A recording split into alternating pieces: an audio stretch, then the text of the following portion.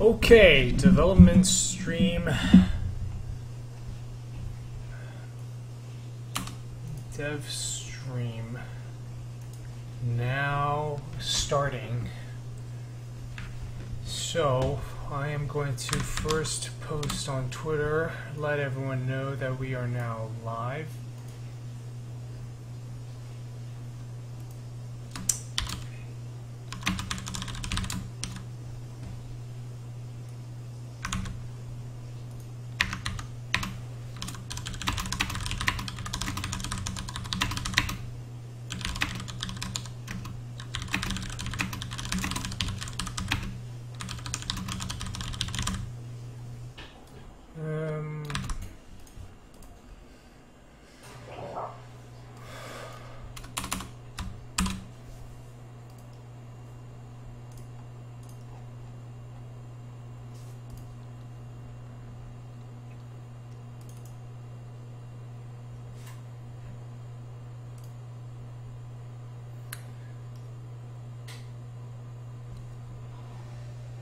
Hey, Vib Guy York. Welcome to the stream. It's great to have you here. I'm glad that you were able to catch it. We're just gonna go ahead and get started. Just a few more things. Okay, so I've posted about it. Right. So what I wanted to show you guys is this tool that I've been working on. Let's go to the previous save. Yes.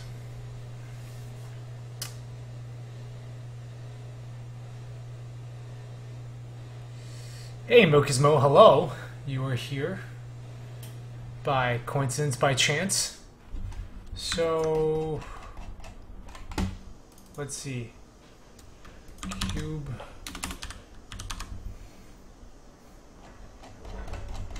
Yeah, I've been diving into tools programming this week, and it's something I've been wanting to learn for a very long time, but has been, I guess, somewhat intimidating. But, oh, cool. Yeah, well, I'm glad that you're here. So, oh yeah, so today, usually on Fridays, we do the game design critique. There was a bit of a confusion with some stuff, so we don't have a game to play. So we're not doing that. Instead, we're just going to do a kind of regular, old school game development stream. But it's kind of cool. It's something I've been wanting to show you guys this for a while now. So, alright, let's take a look at this. So basically, you guys know that I have these lines that connect these square switches to the door, or whatever stuff to turn on. Hey, Genova Twitch. Oh, cool, man. Well, really glad,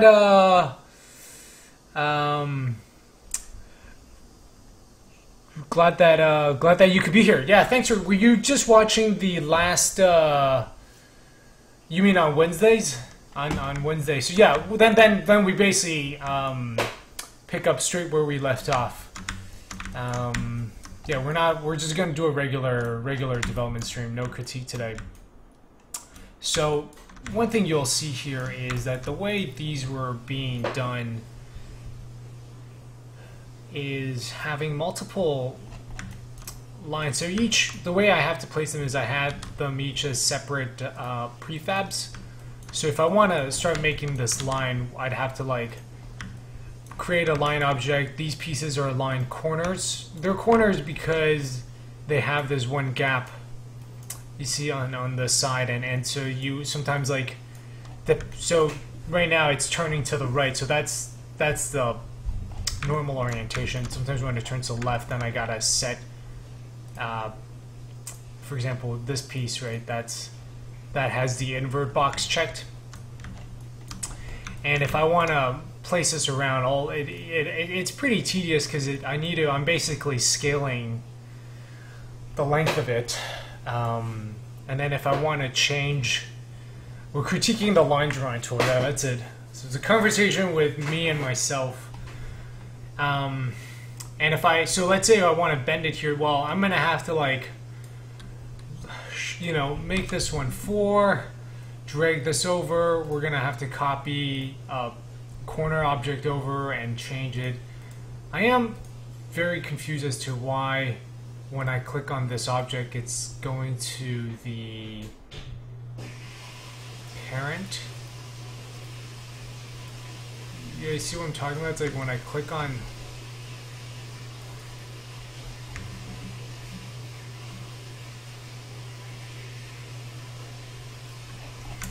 Yeah, if anybody knows what's going on there.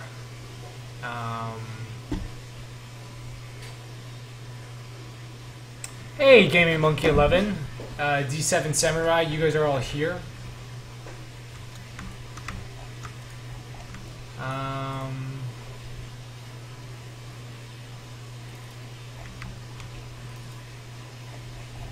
So you're right. So this is, I'm kind of showing the old line drawing tool, which is mostly just kind of a big pain. And if I want to do this, I have to like copy this piece over, and then we gotta save. You gotta like change. You gotta make sure that they're all in the right order. So anyway, long story short, it's just really tedious to work with, and it makes it very difficult if you want to change.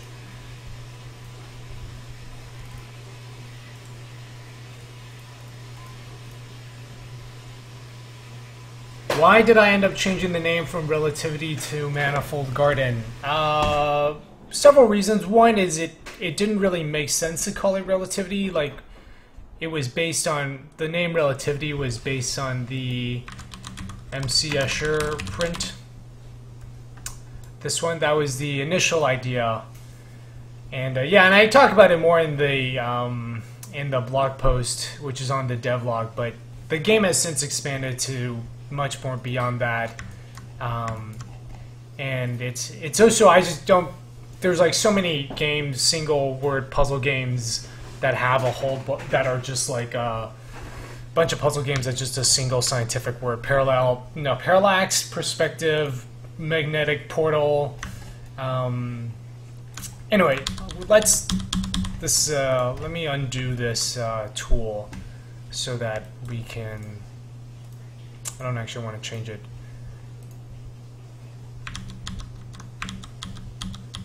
Okay, it's not letting me undo too much. Yeah, the blog post goes into it in more detail. I'll see. Why, I don't understand why it keeps clicking on, when I like try to click on this object, it instead clicks on the parent. Yeah, in the devlog here. We talk about it, I think, on page 43.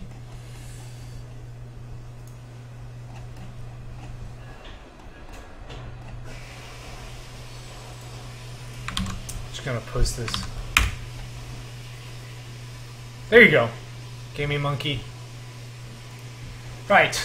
So what we're going to do is now. So anyway, that whole thing was just it's a real pain to make these lines, and I do it quite often, so I decided, you know what, it'd be worth the time to actually, especially seeing kind of a lot of the tools that David, he's the programmer working on the project that he's written. So with, we have ways of generating windows that, again, it took a process that took, it took stuff that took like, making a window took an hour, and with the tool that David wrote, it's now down to like 10 minutes. Basically, there's like very little execution time. It's all just about creation. So I decided to spend some time. Tools programming is one thing I've wanted to learn for a really long time. I decided, you know what, this would be a good one to start with. So let's go ahead and. Hey, L.A. Watson. Okay. Main GI, I think that's enough jokes.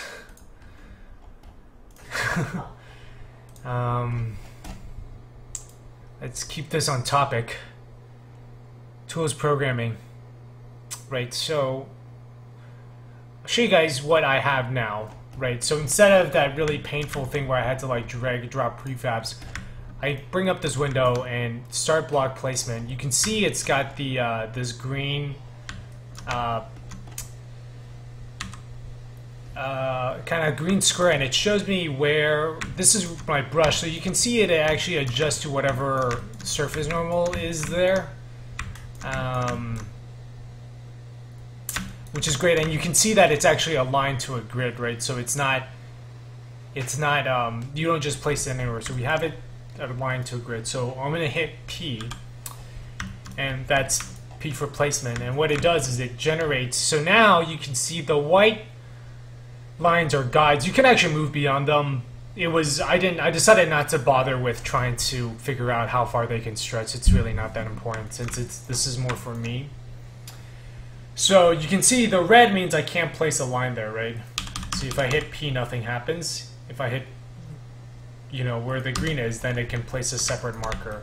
So this is how, what's great, because for the corner pieces, you can see the problem with these corners is that you can actually place it both on this surface or on this surface, and I don't want to place on this surface. So this method sort of forces me to have to place it this way. When I place it in this corner, I can also go up this way. Was that a train passing by? I don't know. I'm listening to some music. Yes. So you can ignore, that's not part of the thread. So right, I can place it, go up here, we can come down, place another one piece here. This again figures out, it doesn't draw it in this axis, but again, I know what's going on. I hit form mesh, and now this mesh forms. So way easier than the way I was previously doing it.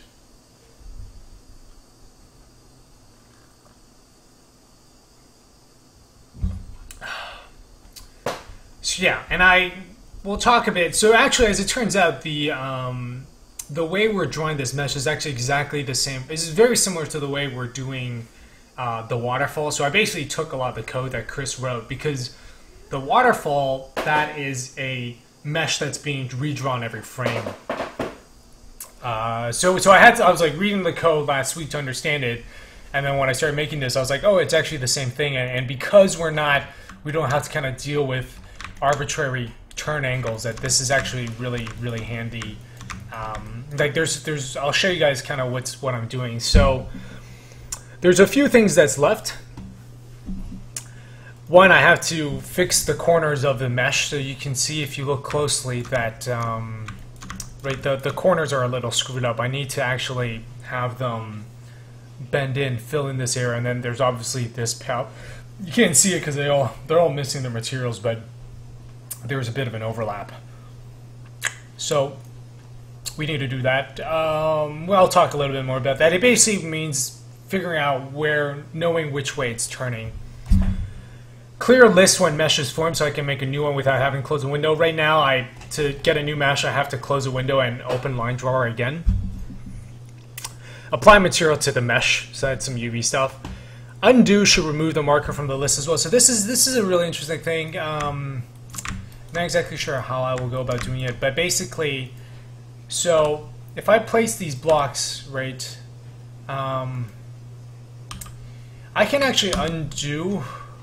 Or can I? Yeah, so you can see I undid those two markers, but you can see everything is still, it sort of still remembers them. So when I want to do undo, I actually wanted to undo the mesh as well. So there needs to be a way where you can like unstack them from the list. Yeah, I mean it took like the Gaming Monkey 11, it took about 6 months. Yeah, it wasn't an easy decision to make, because I'd been using relativity for like 2.5 years. The whole process took about 6 months, and ultimately it just felt right. And some people have told me that manifold is sort of a tough word, first word for game name, but like the guy told me that he worked on Payday, and it's like, well, my game isn't about like a heist. You know, it's not. I don't think it's the same audience, so I'm not too concerned with that. Like some people say the word's really technical, but I'm like, it actually has a really big. It has like a. It's such a big theme of the game. Yeah, and it's such a wonderful word. I mean, just like the definition. I mean, it has like it's like the math, right? Like so many and various, having many different forms or elements. Pipe or chamber branching into several. This is actually pretty relevant. And then of course there's the actual math phrase, right? Abstract mathematical space, which in close-up view resembles the spaces described by Euclidean geometry. And the world we're working with most often is the 3 torus, which three-dimensional compact manifold with no boundaries. So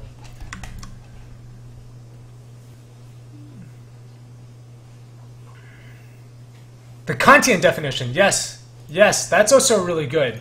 There was, although I was not aware of that until I think it was David Kilmer brought it up. But yeah, Kant had a synthetic unity of the manifold, which I thought was also really cool.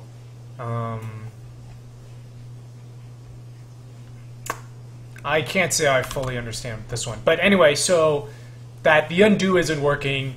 Clear out marker and holder objects and brush when the... So, right, like right now you can see where you are creating all of these temporary box things inside the temp box holder. I don't have the window open, but they stay. I obviously don't want that, so they need to be automatically deleted when it's done. This I actually don't think I need, because I don't need to...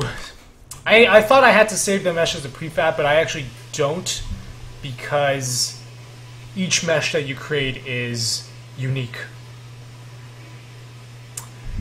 Did you help make Fallout 4? And if so, can you tell me if it has an alien blaster? Lurkz.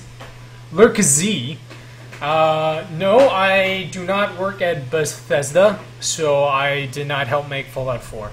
I actually have never played Fallout.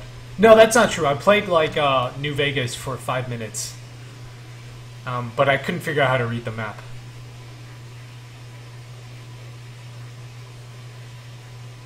Oh, it's the totality of what's being perceived before it's being made sense of by the mind. That's actually awesome.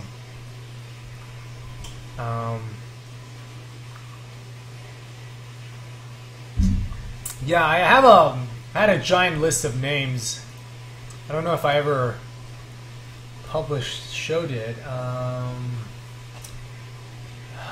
me see if I can find it. It's actually pretty funny.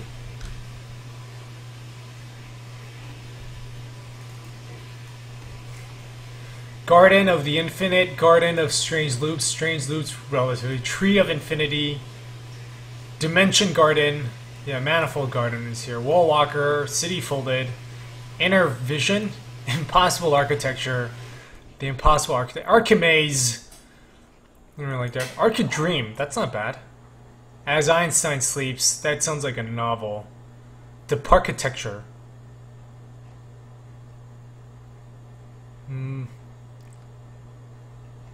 yeah, we can't use it. This, I don't think this is even... This is just one of the many lists. Endless and infinite are terrible words to put in the game because there's like a million games with those. I would like to. I just don't have time right now.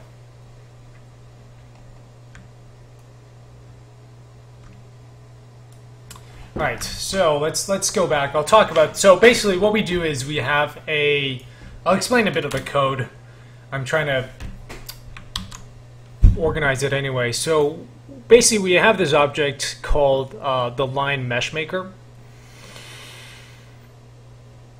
Actually, you know what? I don't think I need this namespace. So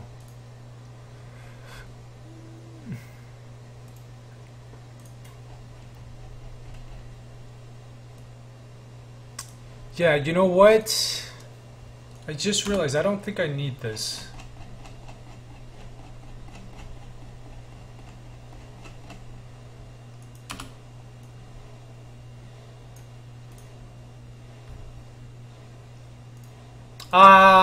Never mind, hold on.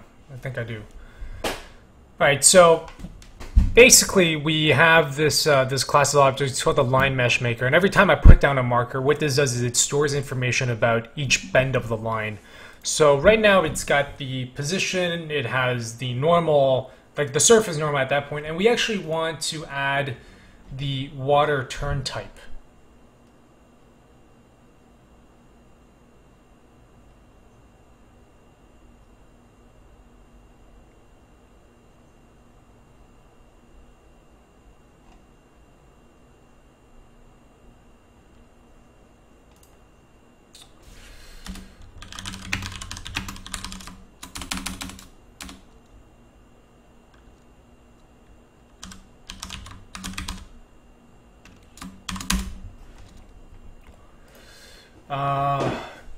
It'll make sense later. But yeah, it should be none, left, right, up, and down. I should not allow you to go backwards. Infinitextures? Infinitexture. Yeah, that sounded too much like Infinifactory. But yeah, and in the end, I was just like, Manifold Garden was clearly the best one.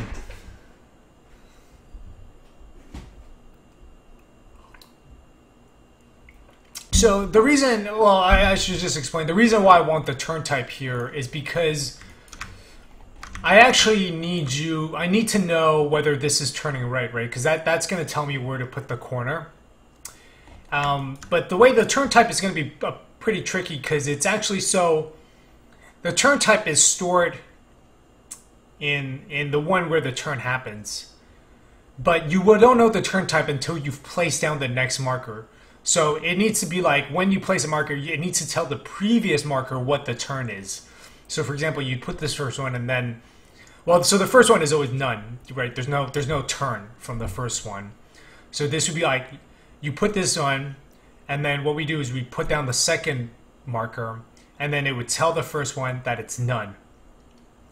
Then we would put the third one down, and we would kind of, you'd be able to see where it is in relation to this.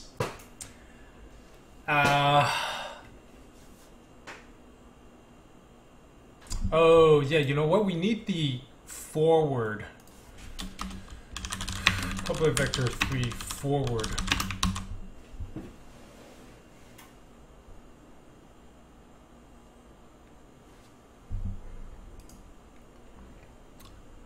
Fire it up, down, constructor.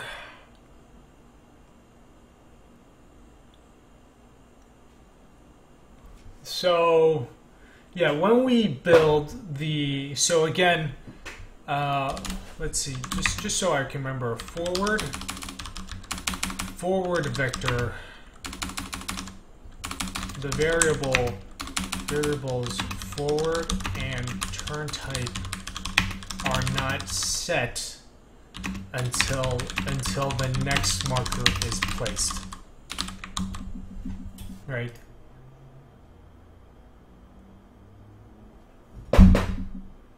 No, wait, actually, hold on. Turn type is not set until the next marker. By the way, if you are new and you are enjoying the stream, you should definitely follow.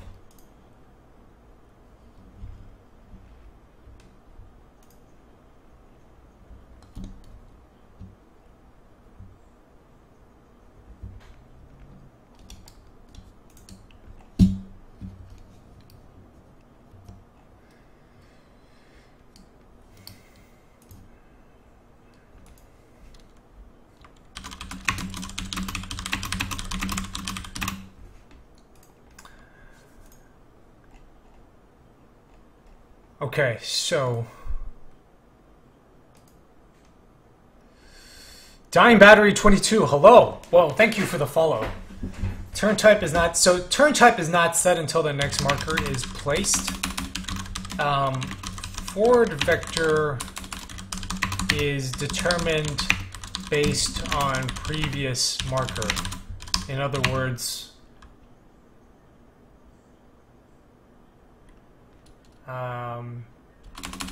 so the forward vector of the first marker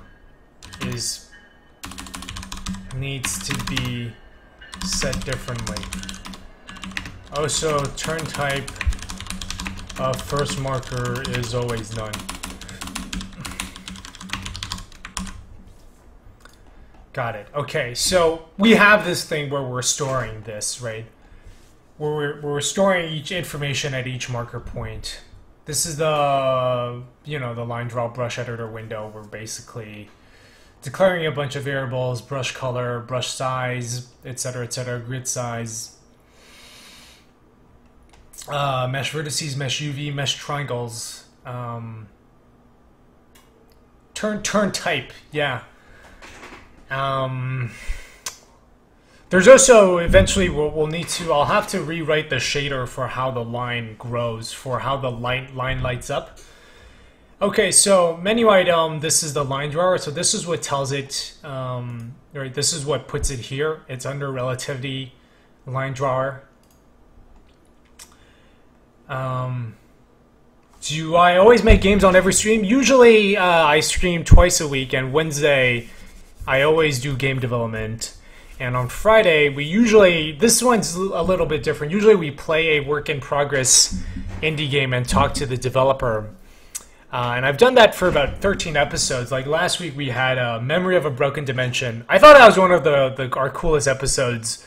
I think David Kilmer was there. He was taking notes. But we had Ezra, who's like a shader wizard, and we were just kind of talking about a lot of stuff.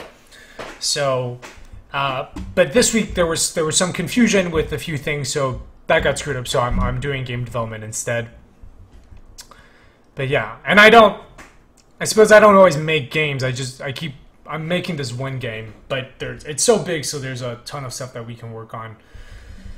And this week we're now diving into tools. Basically, the state of the game, state of development is. At this point, we finished prototyping. I know everything. I know what the design of the game is. We know what's going on. We are basically preparing to go into full-on execution. So we're refining the process, right? Because like making those lines, that was fine when I was prototyping, but now I know I'm going to be doing a whole lot of them. It doesn't make sense to sort of waste a lot of time.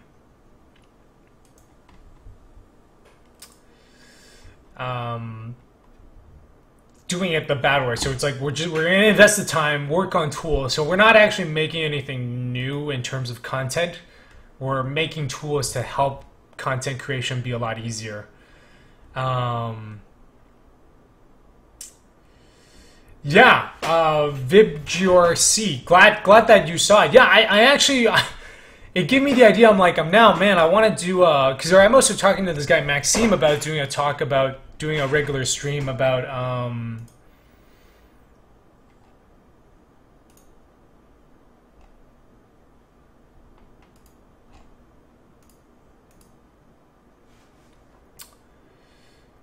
you gotta send me your game.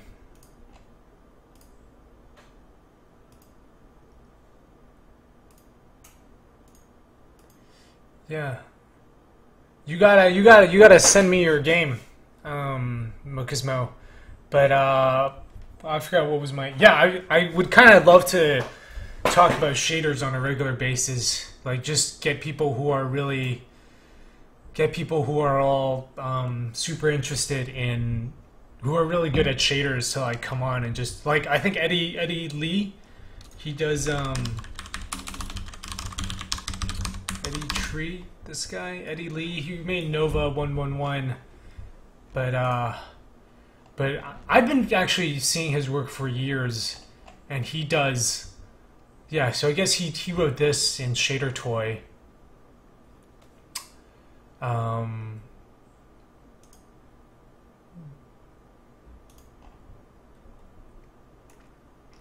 But yeah, I thought it'd be really fascinating to kind of have him come on and talk about some of the work that he's doing as well. Yeah, look at that. That's really cool.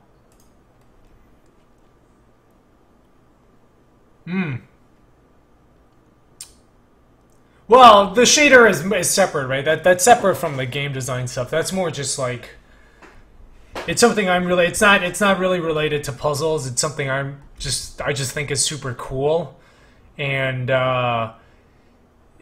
there's not. It's really hard to find good resources about it online. But there's a lot of people doing like really incredible stuff with it, and I think it would just be really awesome to talk to them. But all right, let's close that. All right, so we have this line drawer. We are basically, this is the window, right? What we do is we need to create an instance of the window. So that's the trick, because you're not putting the script on any object in the scene. So you have to have this instance. We create the holder object. Actually, you know what? Now that I'm thinking about it, like to do this holder object should only be created when I start placing markers, right? So it doesn't need to be.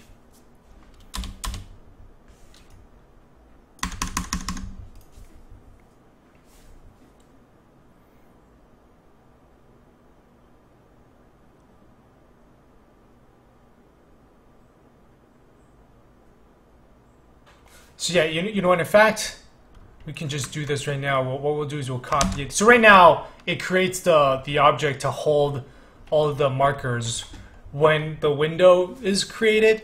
But I actually don't want that, right? I want it to happen when I start painting. So when I click on enable brush,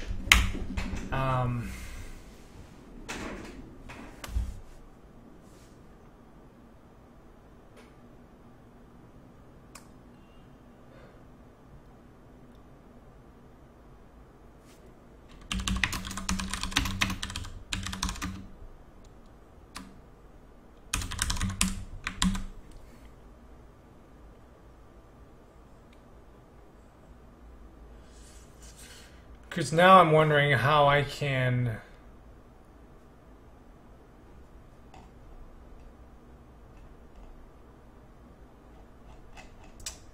Because that's instance specific.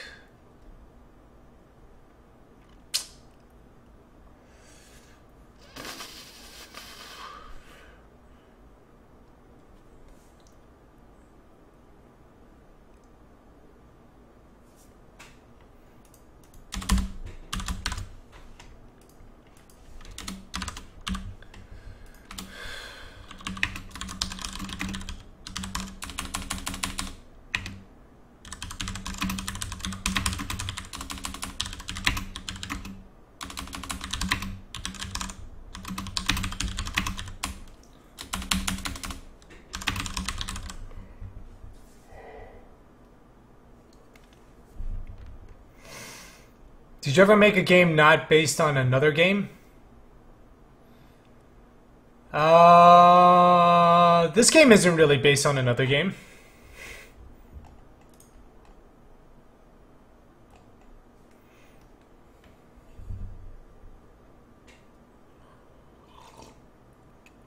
So I guess the answer is yes. Yeah, shaders are pretty neat. And Ezra is doing he's doing like the stuff with particle frames is particle effects is pretty amazing.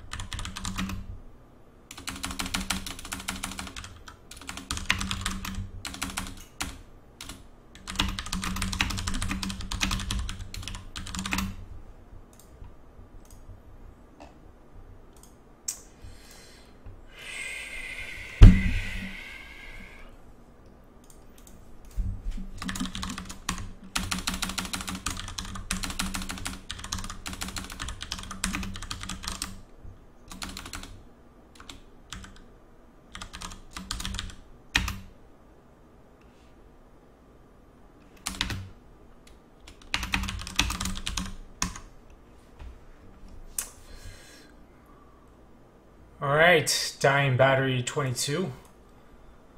We will see you around.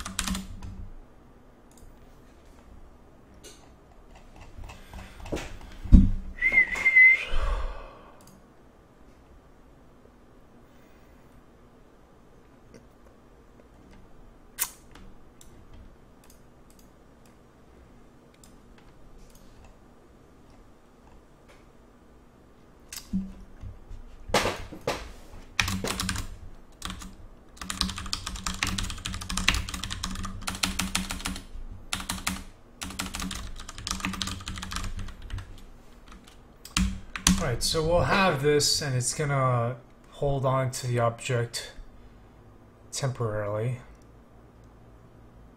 Oh, right, and you know what, we only want this to happen if the brush was inactive.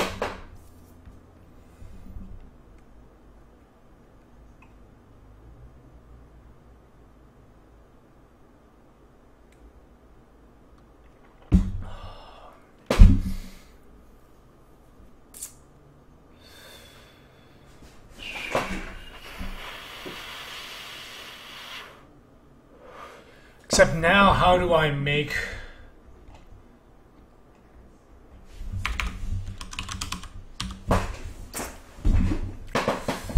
Alright, so... Because basically what's going on here is that this is our... Where is our instance? Our window instance?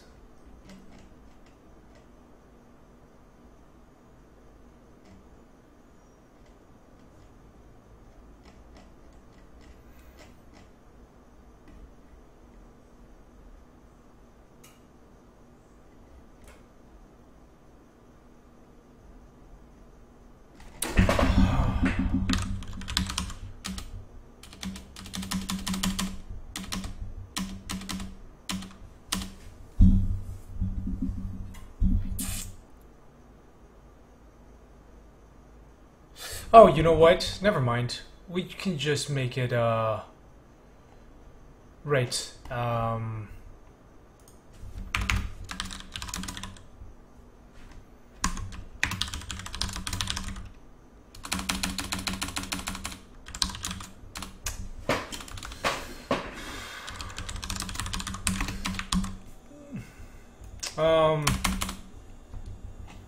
Yeah, we can just make it, hold on a second.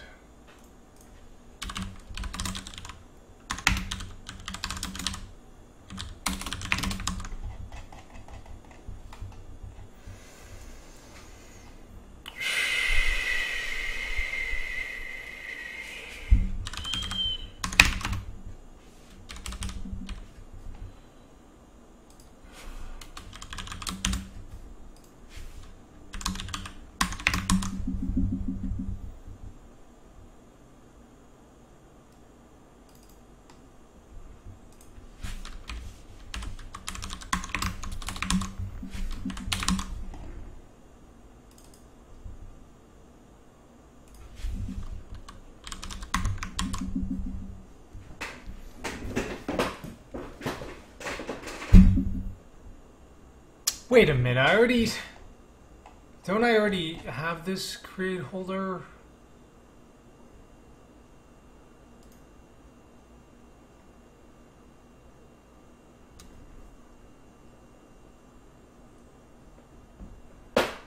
Right, wait a minute.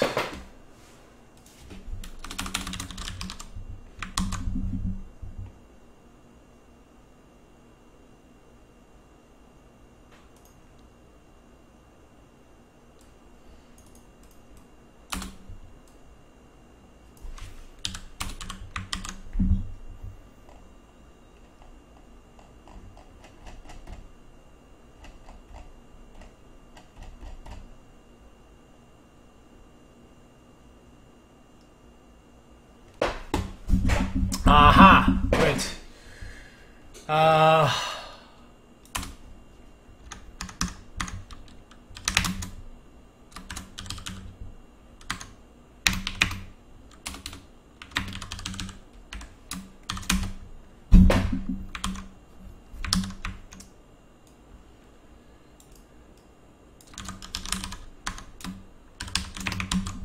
There we go. That's what I wanted to say. So if the holder object is null, then we create holder. And I'm pretty sure...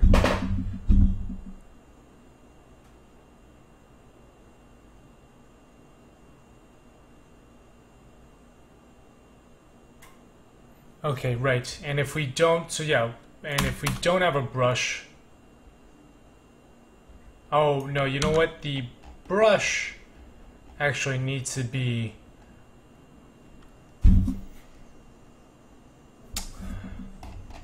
No, you know what? The brush is also down here.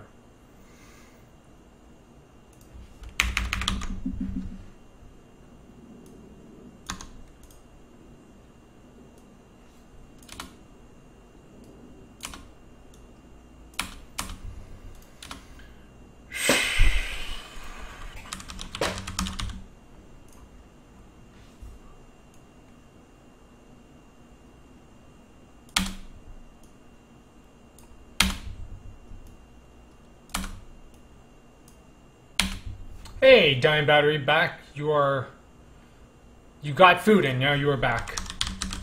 Cool, yeah, so... Okay.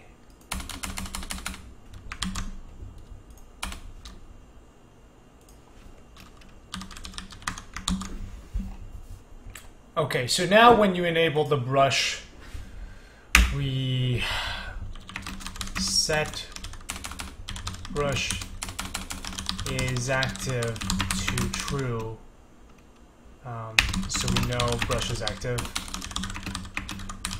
Redundant commenting, but just want to be safe. Create a holder object to hold the marker prefabs. We need to remember we need to clear this when we close window or form mesh.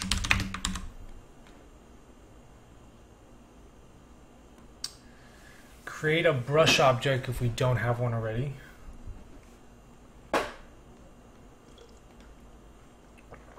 By the way, how is everyone doing? I feel like I actually see a lot of you in the chat, and then I don't know. Actually, I have no idea who all of you are. I mean, a bit of everyone. But yeah, mostly curious, like, is everyone here a game developer working in Unity, hence the interest in tools programming? I hope no one is actually here because of my Taco Bell gifts. Oh man, the Star Wars Battlefront?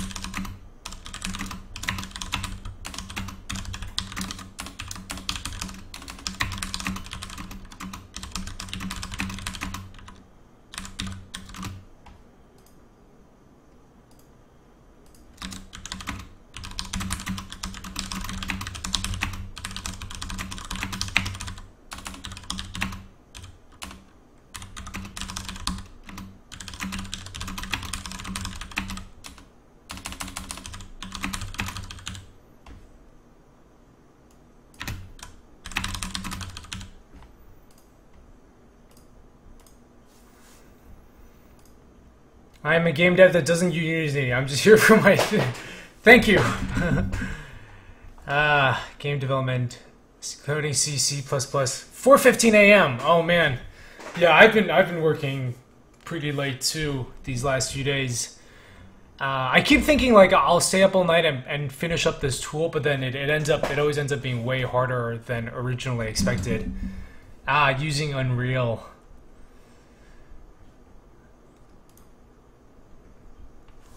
I see some Unreal devs talking about blueprints and stuff like that. Alright, so we know the brush. We have the holder object which holds the marker prefabs. We need to clear those when we close a window or when we form the mesh. So create a brush object if we don't have one already. Yeah. So this one we only need to do once. Yeah, this one, the brush needs to get cleared when... We don't need to clear the brush when we form the mesh since we can reuse it. But we need to clear it when... needs to get cleared when we close the window. Form mesh. So yeah, so this is where we form the mesh based on the markers that we have stored. So this is actually a little bit tricky. Aha! No, Vibgura, see, I'm why does the room look bright? Because I have the lights on.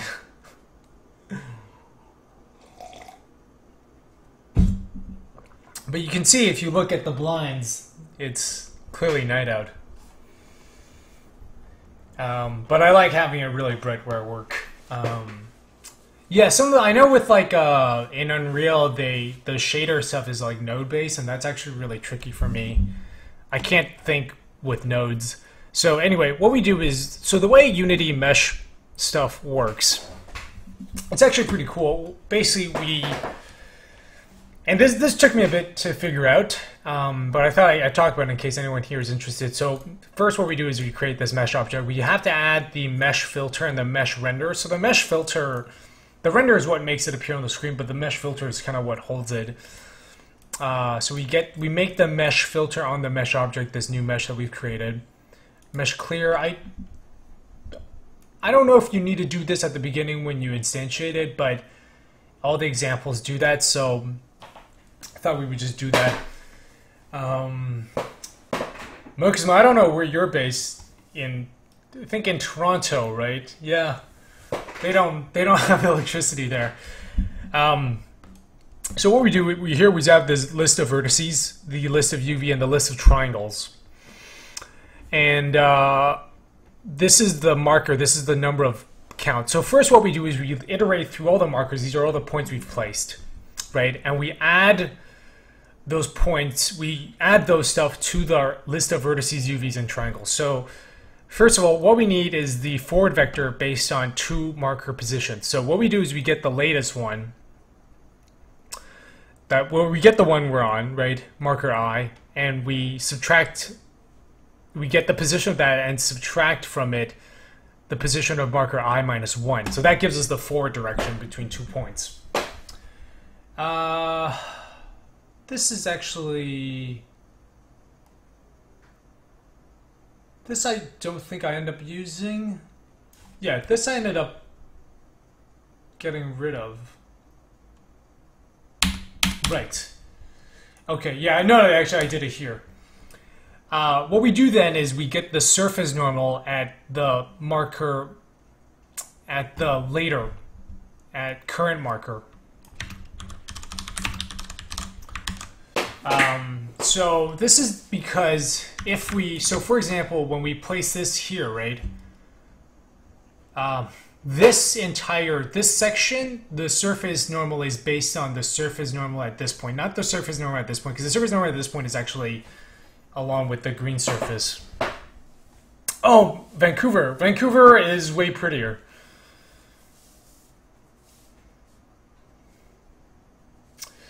Well, dying battery, that's where we all start. That's where we all start. Oh, I see. The custom node. I probably would just end up using that for most of it. It just feels weird for me to think of it as like this box and you put numbers in to, like, it's just sort of easier for me to think with code it's also just like I just haven't had a reason to learn node-based stuff. So, right, so we want the later marker. We want the marker of the current one, not the one we were on last. But we need this one to get the position to calculate the forward vector. And the reason why we want the forward and the surface normal is because we want to calculate the vector to the right. And this is actually where I got a little bit confused yesterday, because the unity cross product actually seems to be the inverse, or someone said that it has to do with left-handed and right-handed coordinate systems. But like if you look at the right-hand cross product rule, right? So you see this. If we are crossing from A to B, we get C, right? So we have this, A to B, we get C. If we do A to B here, our C is on the opposite of result. So it actually, if you're doing this with the right-hand rule, you actually get the opposite value. But they use the left-hand rule. So anyway, that's the thing. So what we do is so instead of crossing from forward to up to get the right, we cross from up to forward to get right. But anyway, the reason why we need the right vector is because we need to, so when we get these positions, right, they're in the middle, and we actually want to calculate, we want to offset the vertices, right? So we start off with 2 points, right, but we need 4. So we need to take each point and then go to the right and the left a little bit based on our line width in order to get the 4 vertices. Now what you'll see with, is this the mesh?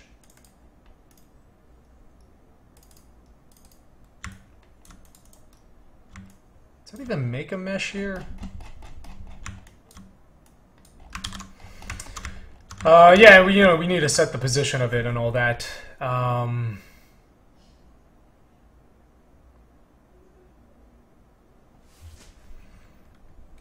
So, well, I think it's just having all the mountains nearby. Oh, sure, because I'm in Chicago and we are like, it's super flat here, so that being in Vancouver for a bit was really awesome. So, right, so what we do is we get those 2 points, and then we go to the right and the left of each, so we have 4 vertices, right? So that you see, we get that times the line mesh half width to the left, going to the right, we do this. So now we have our vertices. So what we do is we take these points and we add them to our vertices list.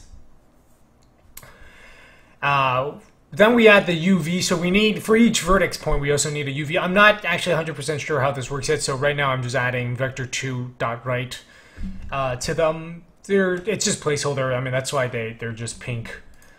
Well, they're also pink because I haven't added a material to it. But now the tricky part is we also add the triangles to the list. So the meshes are being drawn. Metal meshes are triangles. So if we have a mesh that's like a rectangle, it's actually made up of 2 triangles. So what we're telling it is that the order in the vertex that it's being drawn, right? So if this is like 0, 1, 2, 3, those are the numbers of the vertex points. You need like 0, 1, 2, that's a triangle. And then this would be like 0, 1, 2, 1, 2, 3. Now, the order in which you give the vertices is important because the winding order of triangles controls which side is visible. Clockwise is visible, counterclockwise is invisible. And so the way we're doing it was we do it because we want a generic solution, right? So we're using vertex count, and then we just say like, here's our first triangle, here's our second one. And then once we've added all of them, so we iterate through the list of markers, and we add stuff to our vertices list, we add stuff to our UVs list, we add stuff to our triangles list. We've gone through the markers and created the lists of vertices, UVs and triangles, bring them to mesh. So now what we do is we convert them to array, bring them into the mesh itself, and that's it. That's how you create the mesh. And then we set brush to inactive.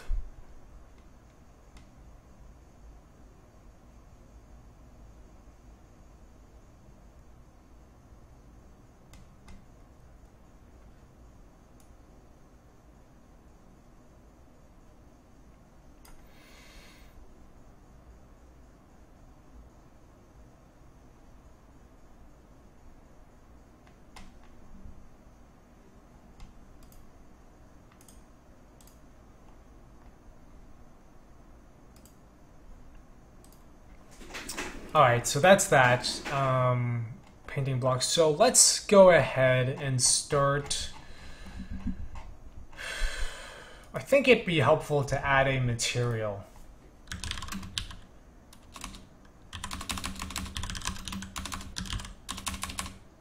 By the way, is anyone here a fan of basketball? Because I am, and the NBA season is starting soon. And I kind of want to talk to people about about that. Okay, let's add where's our lines? Okay.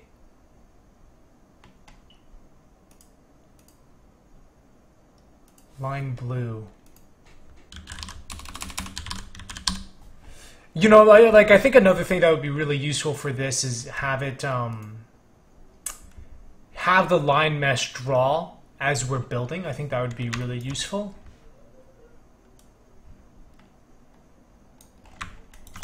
Okay, yeah, like clearly that this UV is messed up.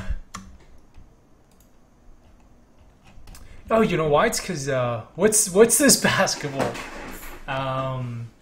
It's like Rocket League, but in real life.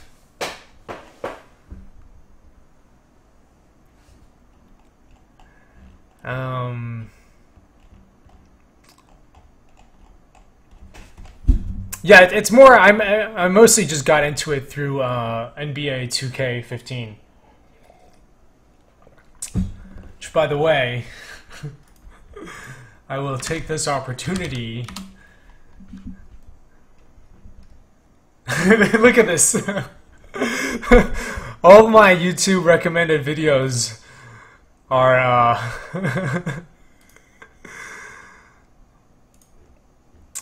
this is my highlight reel. If anybody wants to watch it. Alright, Dime Battery, I will see you later.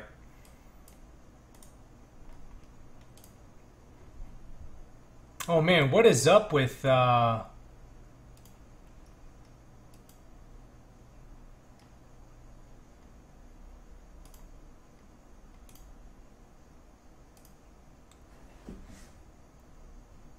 Battery is low on battery.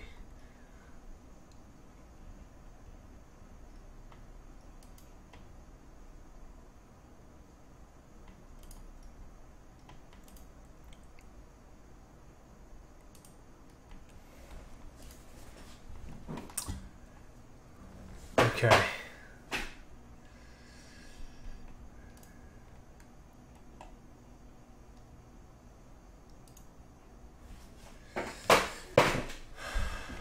Alright. So this is our brush mode.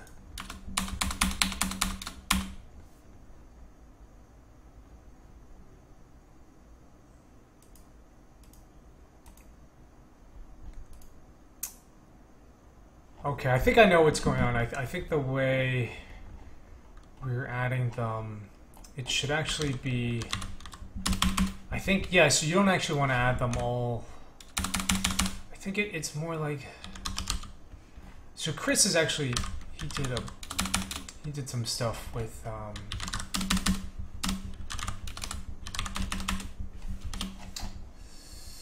Yeah, a lot of this is actually thanks to what Chris has done.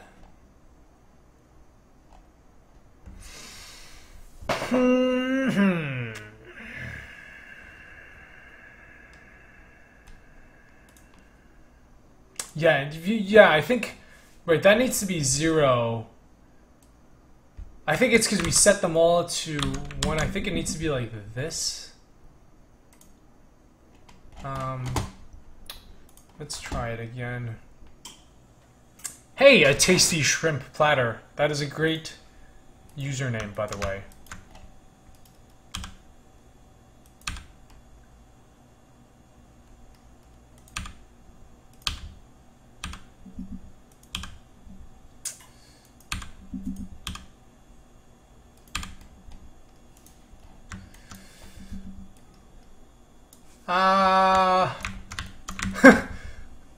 Close enough. Close enough. It's kind of cool though.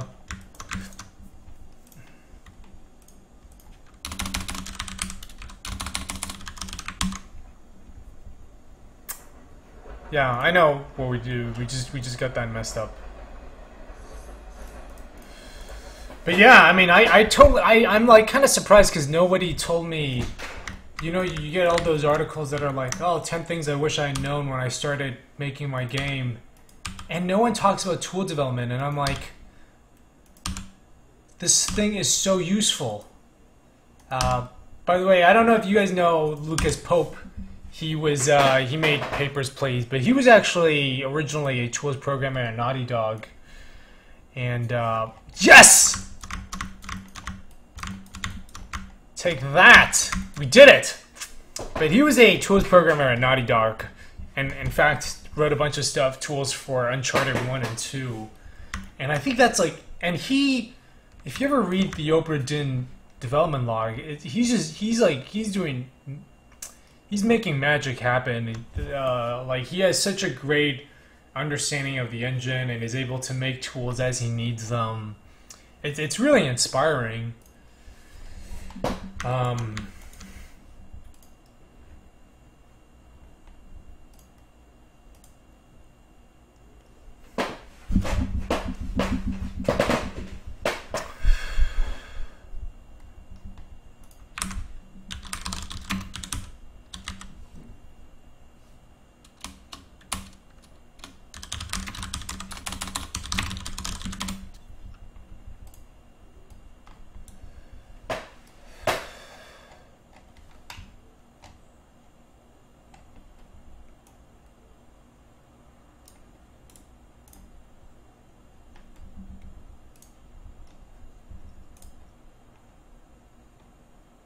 Yeah, he was.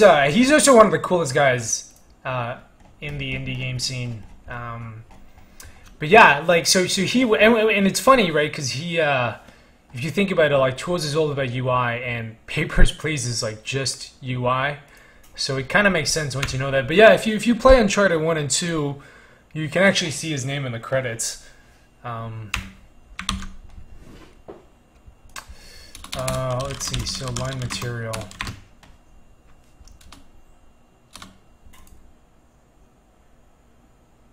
Load.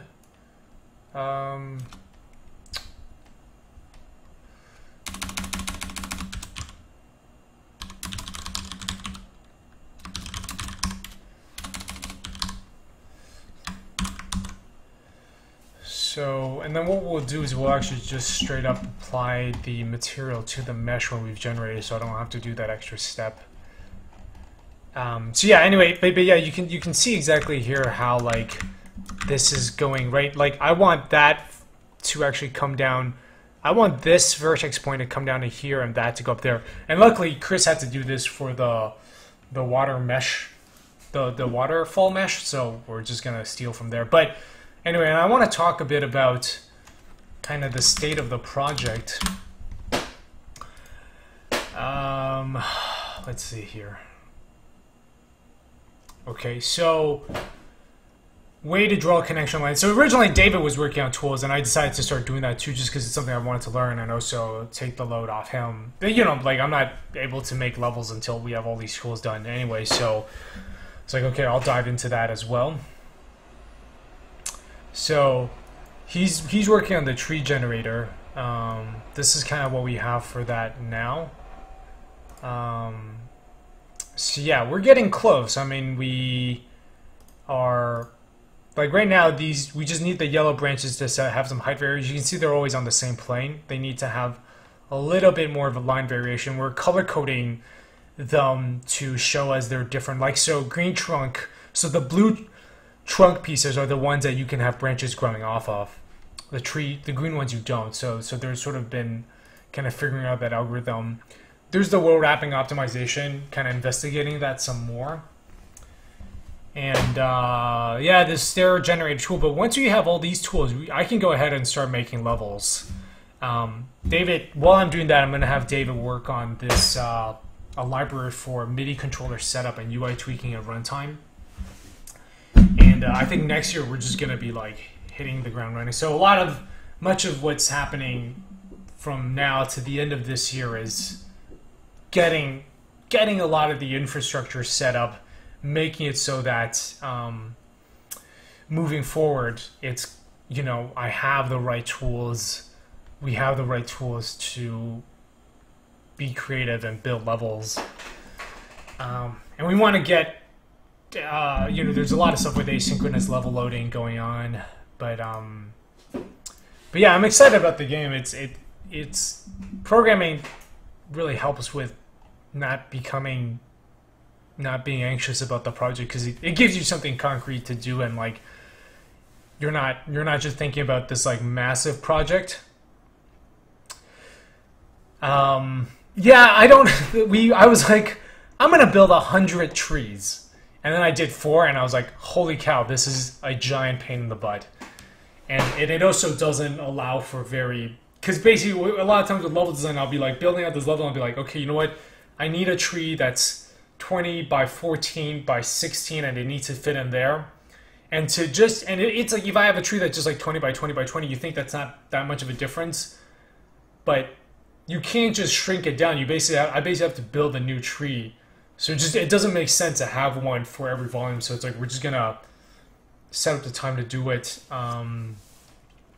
It did take some time to kind of sit down and figure out exactly what the rules are for the trees, but we've got that now. Yeah. But yeah, I think when I'm not programming, I'm just thinking about like the game as one giant problem. But with programming, we just have very small tackles, right? Like right now, I'm just like, okay, where do I want to put the mesh? I want to put the material on the mesh.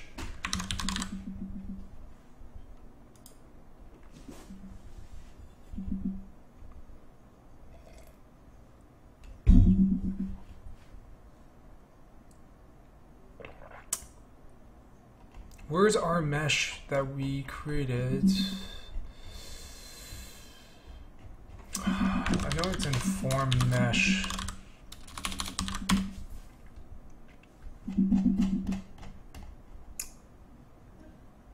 Right, so like here I want to do mesh dot.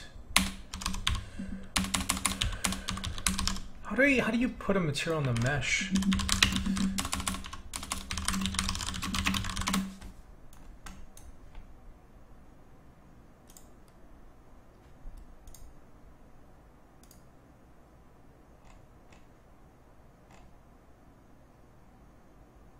Oh, right.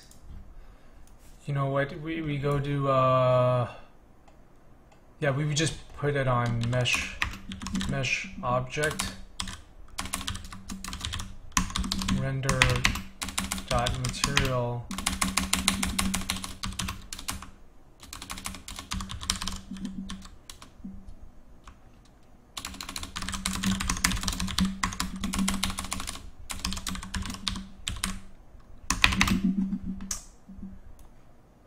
What did I call it? Line material.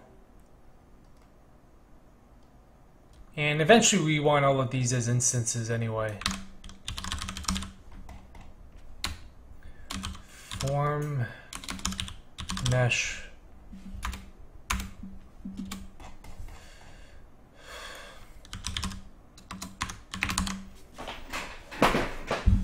Okay. So now I think that should actually just automatically happen.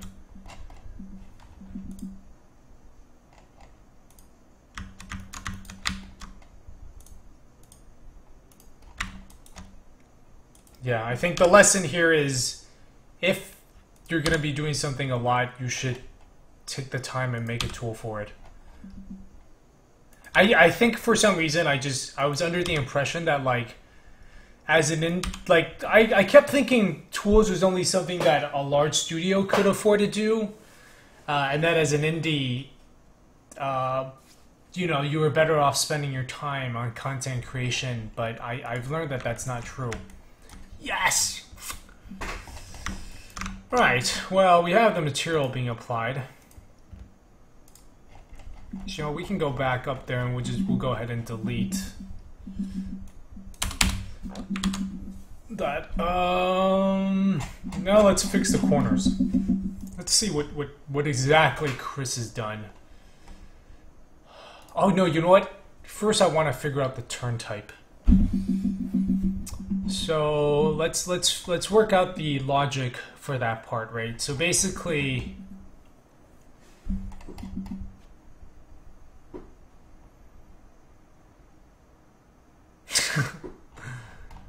L.A. Watson, are you talking about me?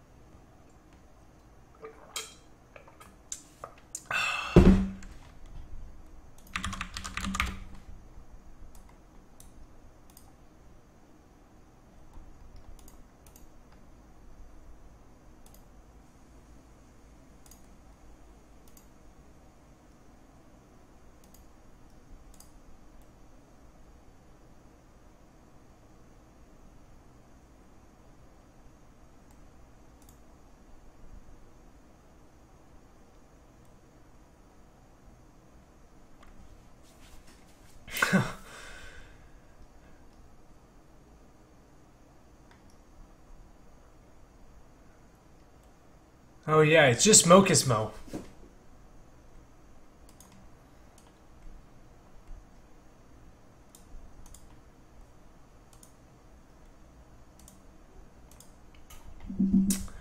Right, let's remember to be respectful of one another in the chat. I think that was just a typo. Apply mesh offset.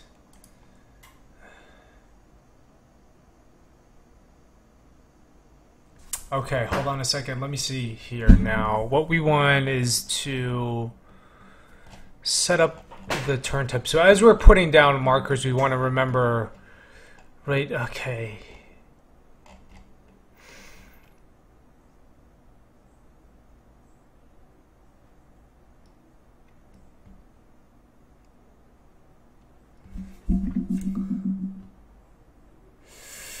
Yeah, you know, I think Vib Georg, ahoy, Ami Pendant. Yeah, Vib Georg. Man, you have a really hard username to pronounce. But yeah, I think I kept thinking you just had to like do stuff. It's like I kind of just assumed Unity had kind of already presented the optimal way of doing things, except it's not. And that, I think that's what, as I've gotten farther into the game. Because then, alright, yeah, it's hard to tell in the chat. I think as you get farther into the game, Vib, okay, Vib is good. As I've gone farther into game development, like, I just realized we're so, like, everything we have here is, like, there's actually so much stuff that we don't need in the way these are presented, because I know what the game is. Like, I'm not going to have curves, so there's not... And if I'm just using that, I can like optimize so much more just knowing exactly what's there. Like the process, like I talk to a lot of people and they don't build an ISO and they don't use different color geometry, but this is what works really best for this game. And I know that because I've been working on it every day for like 3 years. But yeah, and I think once you start writing tools, that if you take the time to invest in tools, that you can like really refine and improve on that process and just become even more efficient. Like as in like the problem with what makes game development so hard is like you have to, just the process of making it is you need a process for that. All right, so we know we put the block down, set the rotation on the block. Yeah, so we're getting this. So this is where we're adding stuff to our marker. Right, so we create a line mesh marker to store position and normal values and add it to list of line mesh markers. So now we want to set the forward direction and the turn type of the marker. So okay, so first, if it's the special case for the first marker, right? So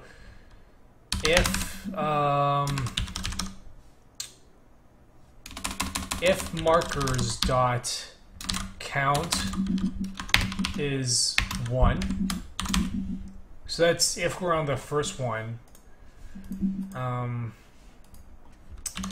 So the turn type is none, and forward vector cannot be set until we've placed the second marker.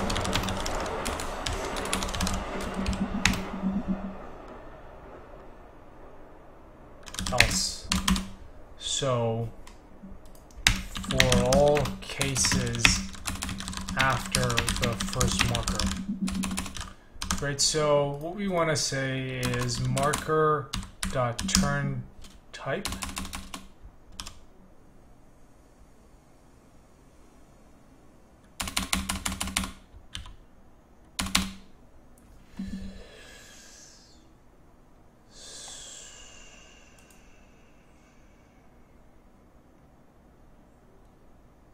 No, wait a minute, because we want to add this later.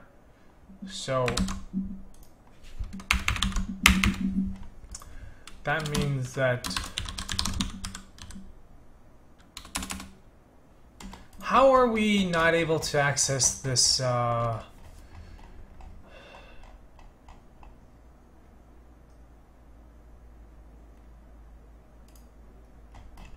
I know what's going on.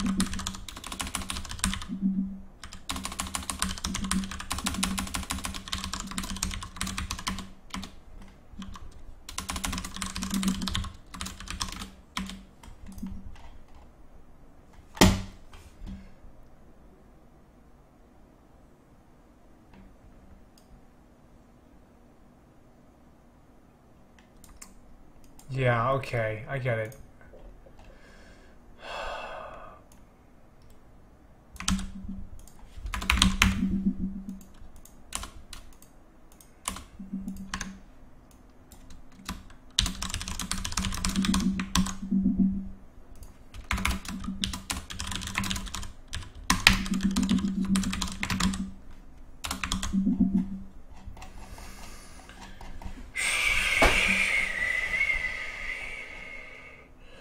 Right, so basically if it's the first one,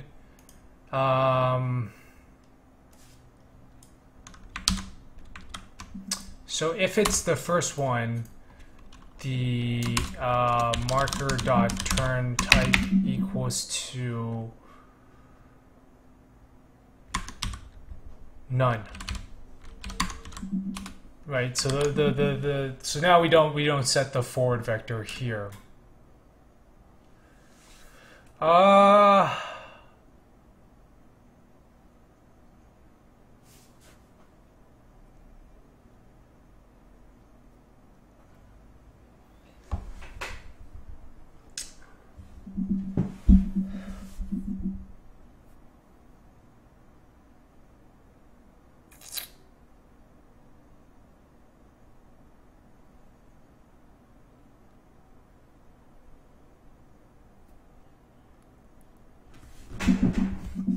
Actually, it looks like if it's for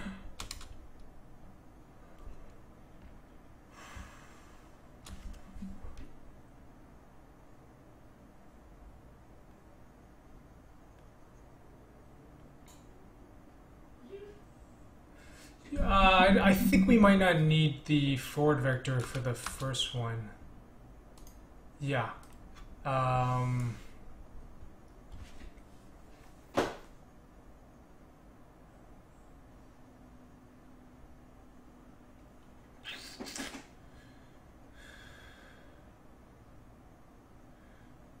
So, okay, for all cases, calculate forward vector, right? So the forward vector of this would be, marker, okay, 3 marker forward vector equals to, all right, hold on. current marker forward equals to marker dot position minus markers dot. It has to be the latest one. So markers last one? How do you get the latest? There's got to be an easier way to get the latest one in a list.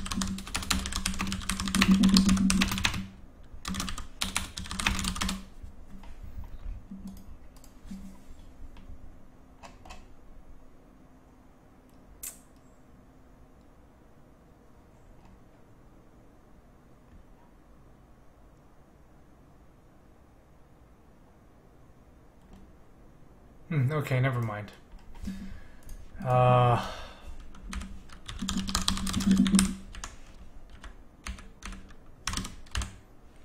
Alright, so we're grabbing the latest one, we're getting their position. So that's our current marker forward.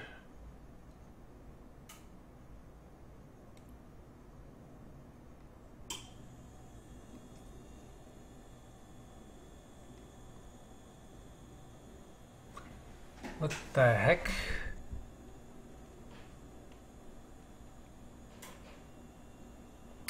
Count. This is stupid. There we go. Alright, so we get the latest one, we get the forward vector. You know, let's just normalize it.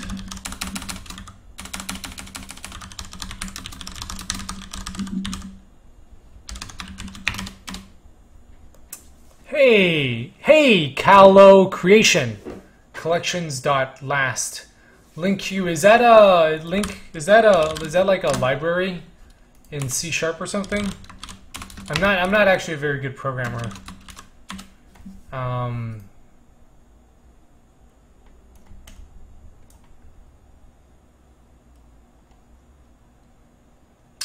Okay.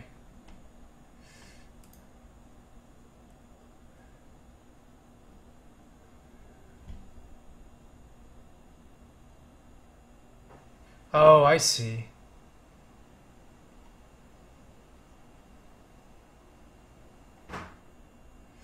Yeah, okay.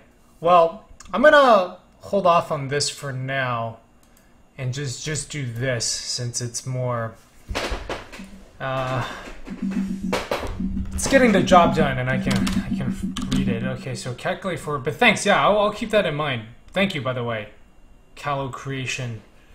Calculate forward vector. So we now know the forward vector of this. So that would be so.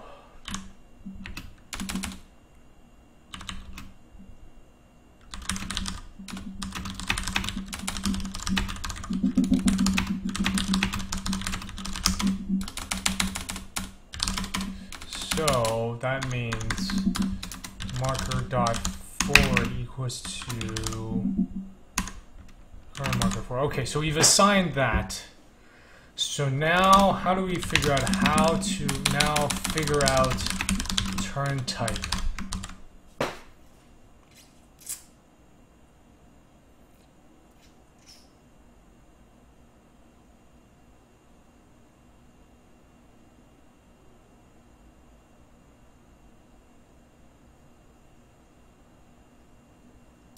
So figure out turn type.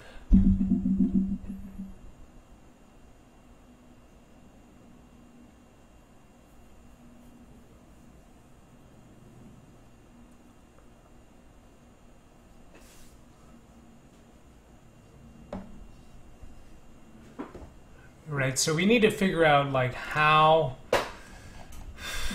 this turns. So the first one is always none, but let's like, because like for example this one, when we place this one, can only do so for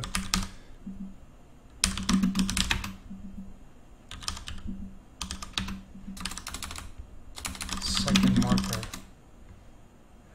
Oh, figure out turn type. of previous marker. So we can only start doing this when we are starting with marker number 3. With third marker, right? So if markers dot count is greater than, it's greater than 1. Oh, it's greater than 2. Yes. Well, if it's greater than 1, because then we'd be doing it to this. Yeah. Okay, so how do we set... So if I know the position of this, and I know the forward vector of that, how can I figure out if it's up or down? So I know the normals, and I know...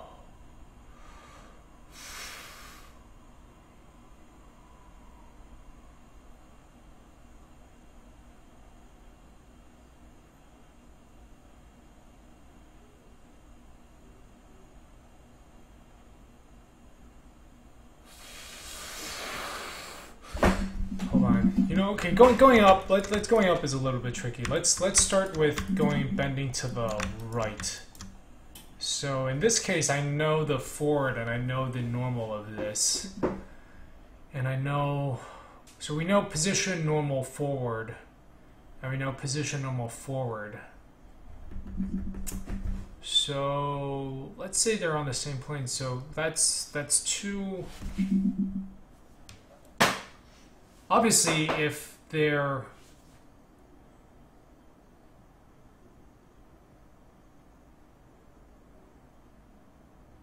aha, got it. If we cross this one, oh, that's fucking easy. If the forward vector of this equals to the right vector of this, which we can get from the dot product, which we can get from the cross product, then no. We just, all we need to do is yeah, standard rotation matrix. I'm not very good with matrix chochma. But if it's equal to the right vector of that, then we're good, right? Because we have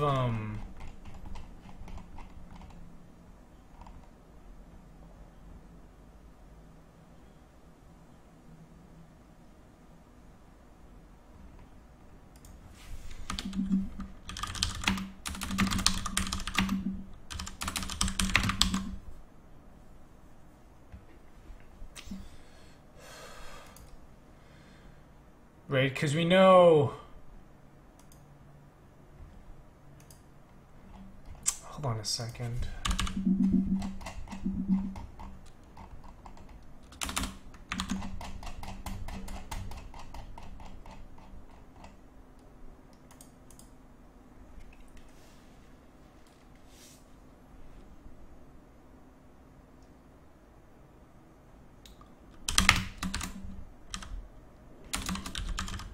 So, like, if our current markers forward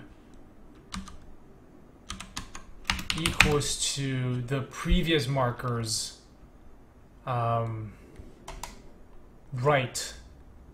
then we've turned right. Yep.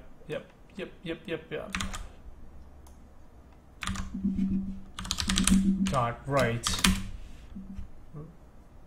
Then we know we've turned to the right. So in which case we would set the previous marker's turn type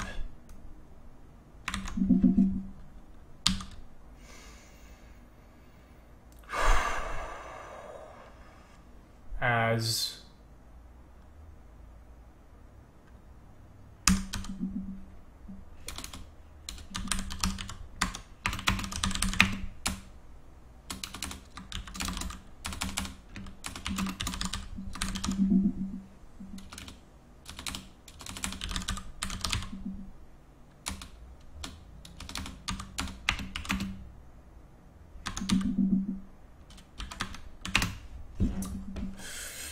problem is that we screw up the places where we have it going forward. I'm not sure I really want that.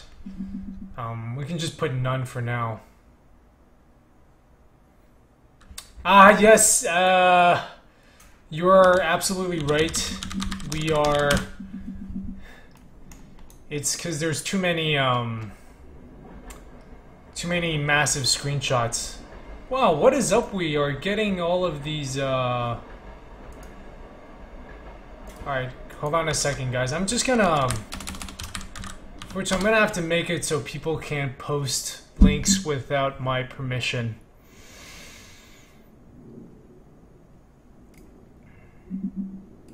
Just need to change the settings on Twitch.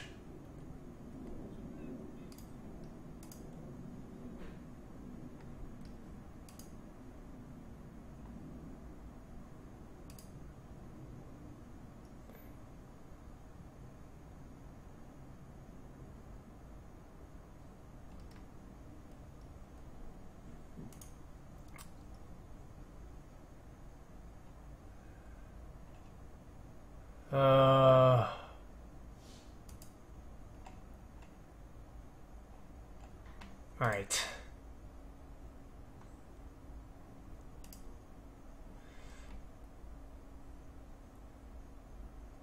Setting to non-links. Okay, I'll look at that. I'll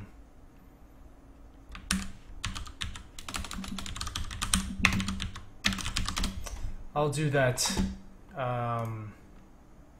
after the stream, but we are only seeing these spam things today. Yeah, it's a little... It's because I wanted all these like high-res images, and they're a little bit heavy to load. So yeah, okay. So now we know that, and this is of course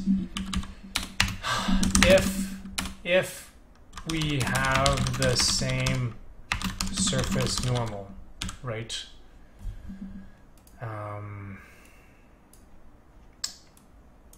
So I'll need to address this later.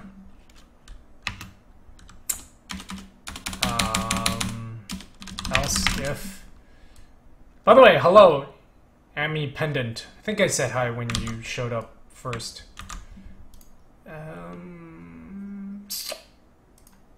Otherwise, if it equals to this times -1, then you know, this would be to the left, right? So, because what we're gonna do is we're gonna make those corners specifically based on turn type.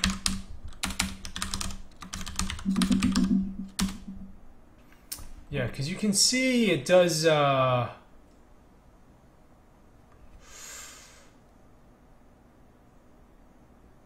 Yeah, Chris is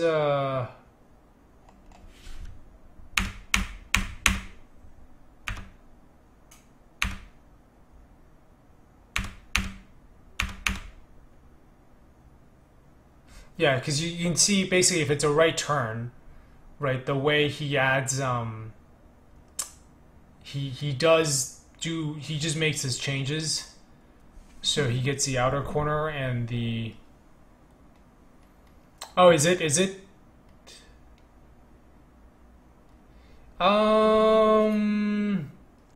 Yeah, why do I not do that? Vib suggestion I should do that. Yeah, I'll do that.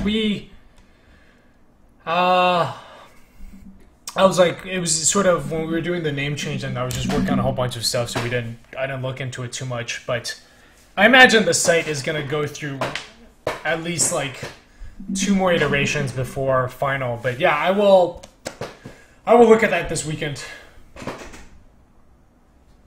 So yeah, this is how we're setting the inner and outer corners. Else, that means we're going forward.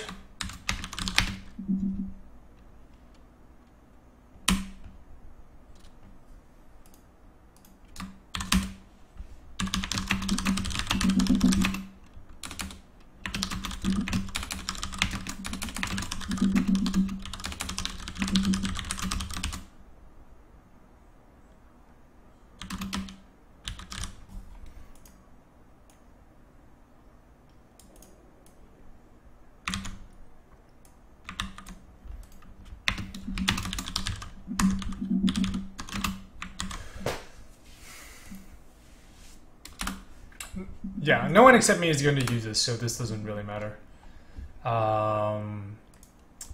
If marker dot normal, do I figure out the normal here?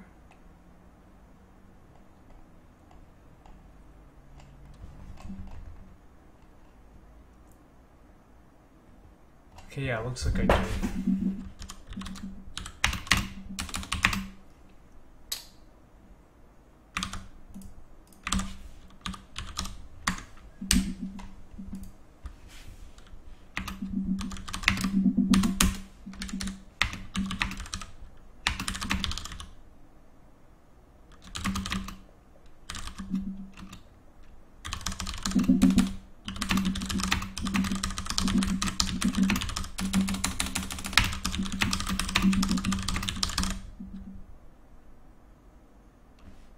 Tiny PNG website is my friend.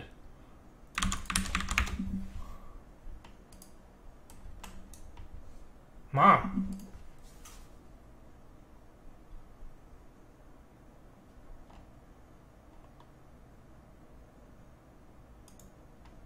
Okay, I will take a look at this. Thank you.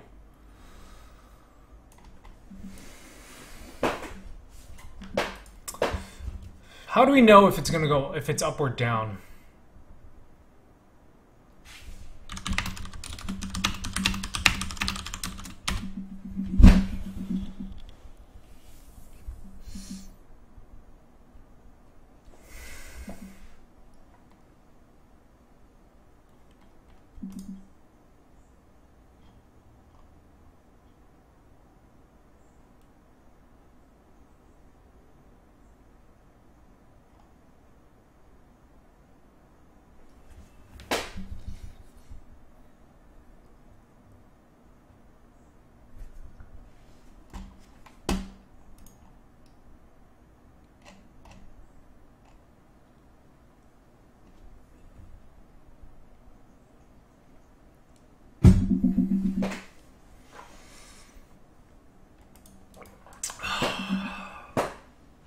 How do I figure out if it's if I've gone up or down?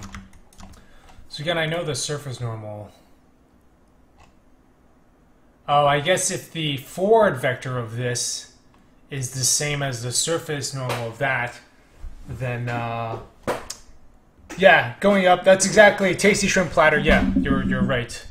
I just, as soon as I looked at it, it was like if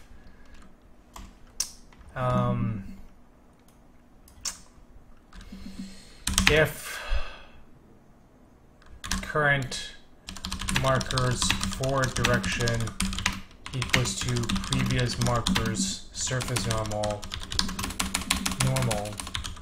it's up.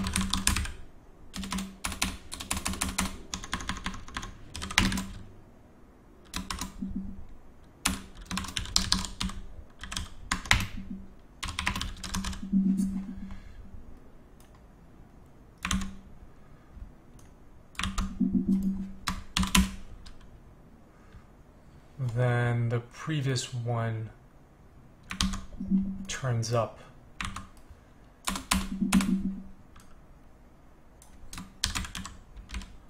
Else, if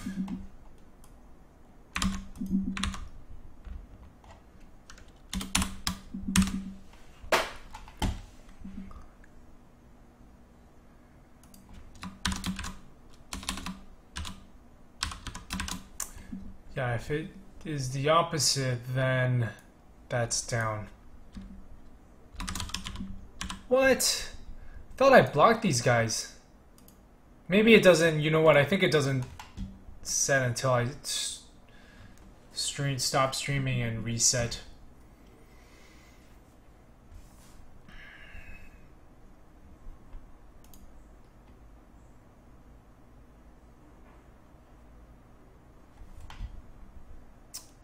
Right.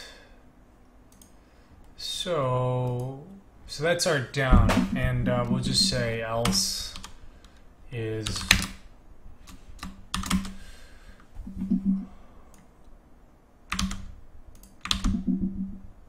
else.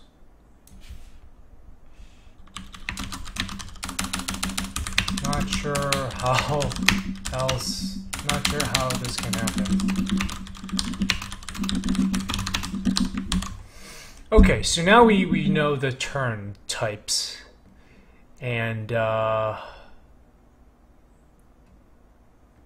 you know what we should do is we should actually just start doing one. Let's go ahead and make one mesh, and then we can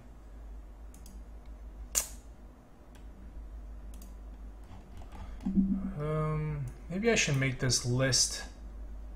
I'm gonna make this list public so I can see it.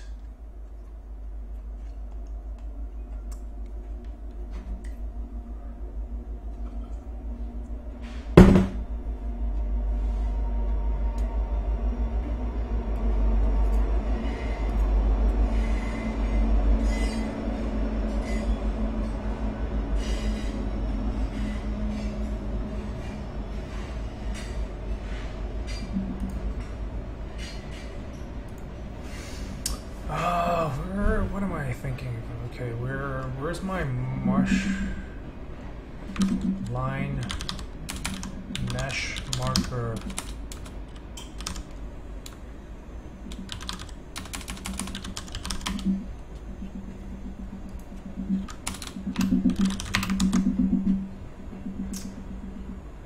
Is that even gonna work?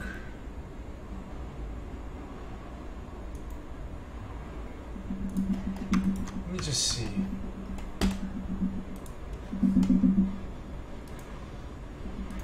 Oh, of course we could. You know what? We could have just that doesn't work. We'll just print it.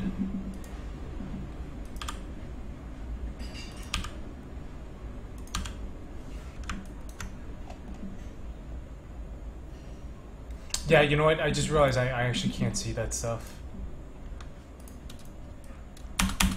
Because it doesn't show up in the inspector, so we'll just say we'll just debug log it. Okay, so the same that's show we should debug debug.log turning right.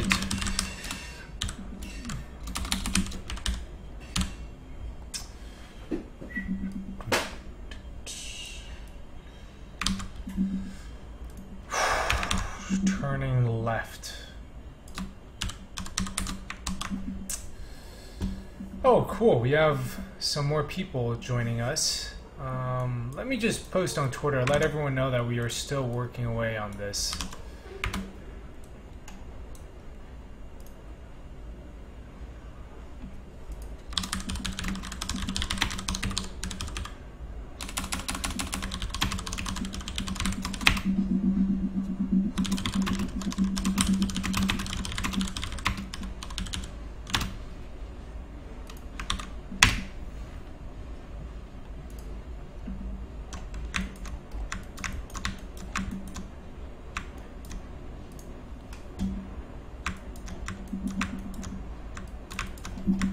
It's not exactly the most exciting image. How did I start doing all of this? Exactly what do you mean by all of this? Bang, bloom, plow. I asked just because there's a lot of stuff involved. Line drawing tool 1009.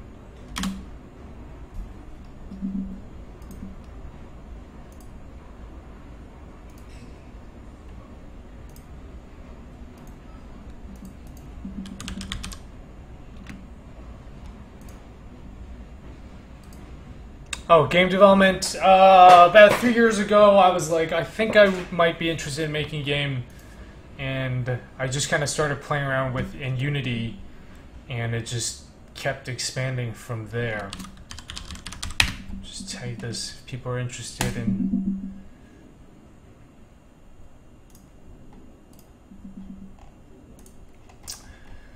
But Yeah, I thought it would be 3 months, and now it's been almost 3 years. And yes. Oh, yeah, and if anyone here is new and you're enjoying the stream, you should check out the... you should definitely follow the channel. Help me grow it. I know game development isn't as popular on Twitch. Basically, so to answer Dougal Dude 123, in the game I have these switches and I have these lines connecting to a door. So like if you put a box on a switch, the line lights up to shows you that it's, you know, the switch is connected to the door. I used to have to use prefabs and different line segments and make them, and it was just a real pain. And what this does is if I can put down the marker and the line, and then what it does is it automatically generates a mesh that connects it all. So it basically forms this line mesh with the material applied, and we are still kind of working out a bunch of issues with it. For some reason it didn't print.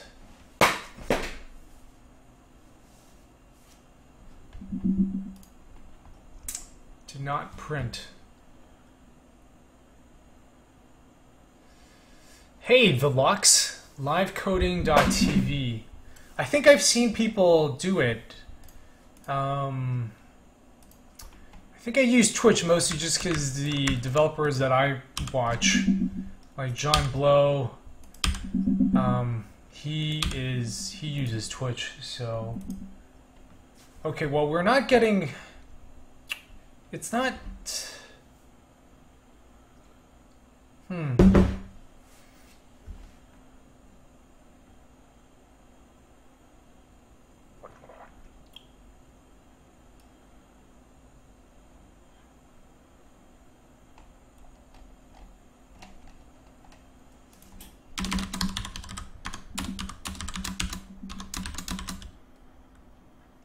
I guess it's also what I do isn't coding specific. So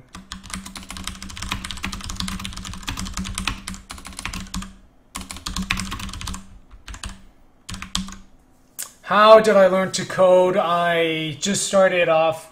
I guess the very first stuff was like HTML and CSS. And then I got a job in college working at a genetics research lab doing Perl scripting. Not a great first language to learn. And then spent a summer in Italy working at a linear accelerator lab doing Java. Mostly kind of learning on my own through work, through different projects. It always helps to have a specific project. MR Swifting. It is a game... How do I describe it? It's called Manifold Garden. It is like that scene. If you've seen Inception, the scene where they fold Paris in half and start walking up the wall, it's like it takes that mechanic. You can walk up walls and ceilings, and we explore crazy, impossible geometry. I'm gonna link you to the website, and it has a bunch of. Doesn't have too much information, but you can see we're dealing with, it's inspired by architecture and impossible physics, and there's exploration and puzzle solving involved. Yeah, I suppose if I were to describe it as other games, it'd be like Inception meets Interstellar meets The Witness. Debug log. Okay, why is it? So yeah, I'm not sure why it's not printing.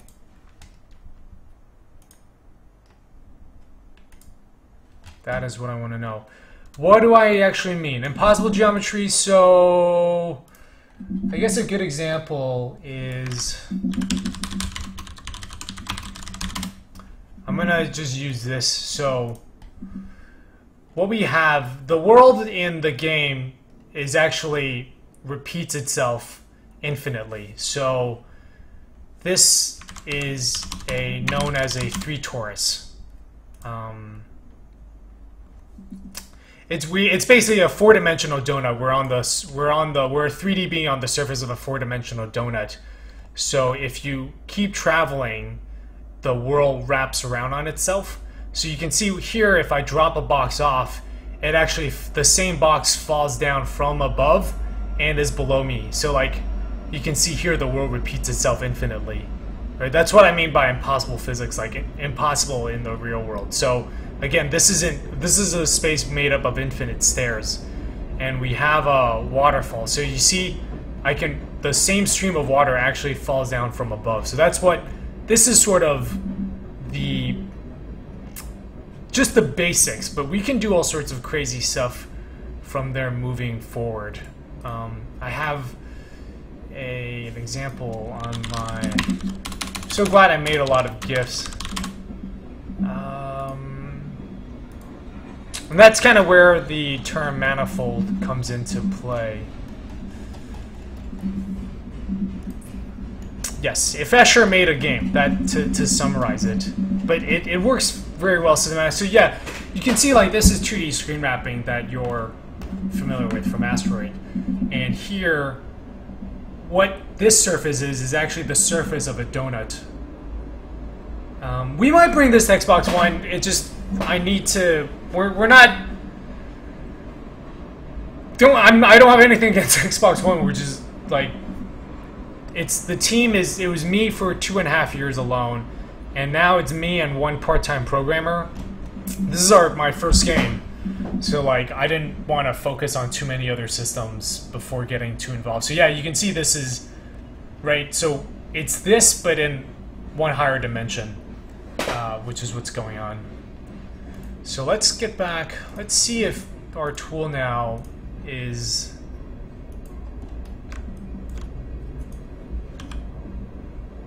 Okay, it is working. So setting the first type to none. So this should say left. Okay, except it's not.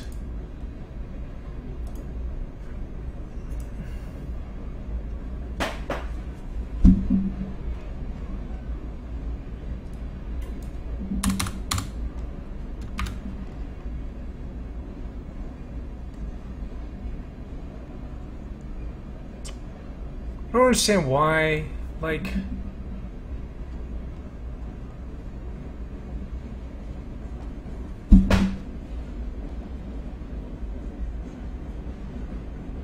God damn it.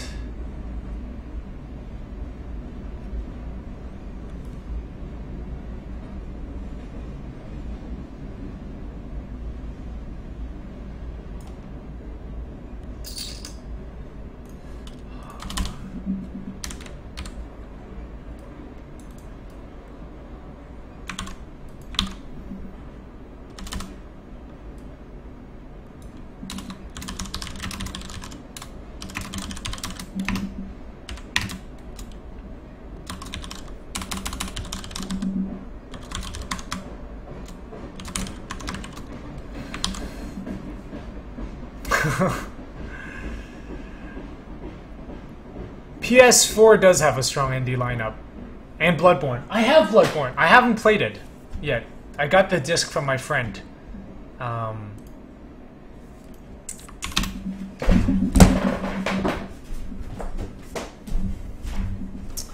See, Bloodborne.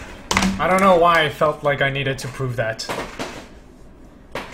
Bang, boom, plow. I would, you know what? Download Unity and start with a very, very simple project. Try to make Tetris in Unity. That's it, and you'll see where you go from there. Don't do anything big. Just pick a very small project, and start with that, or just try to make Flappy Bird as a start. Right? You just wanna get started, start solving, but you. I think it's important to have a project so you have like very specific goals that you're trying to work on. Okay, right, so we're getting this, but why is it not telling me this is clearly a left? Right? Like I'm clearly bending left.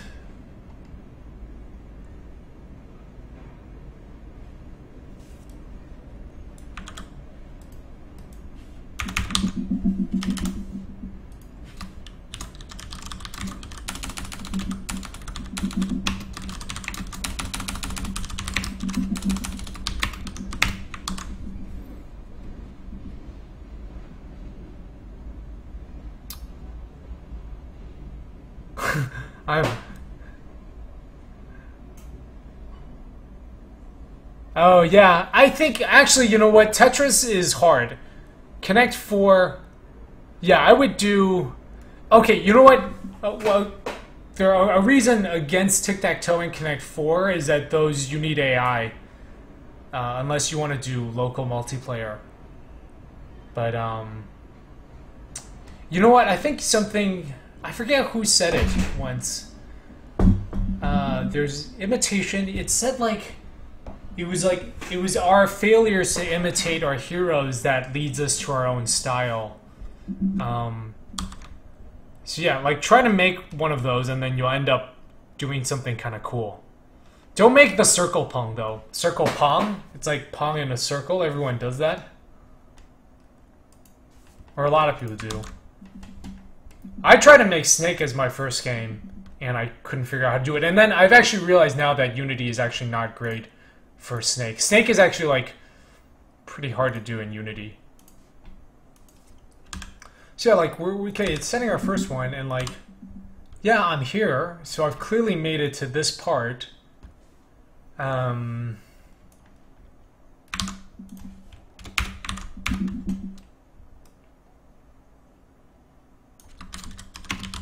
normals are the same. But why is our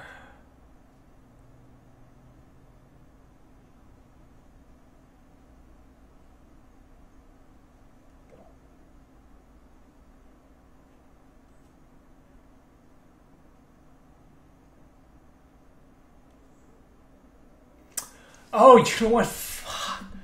It's because I didn't set the... God, I'm so stupid. It's because we never calculated the right vector of that. Ugh.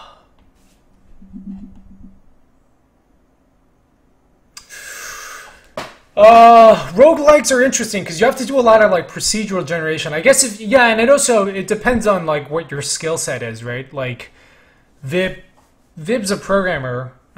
from what I've gathered, so I think making roguelike is actually makes sense because you can like do a lot of procedural stuff and it limits content creation. So you gotta know which battles to pick.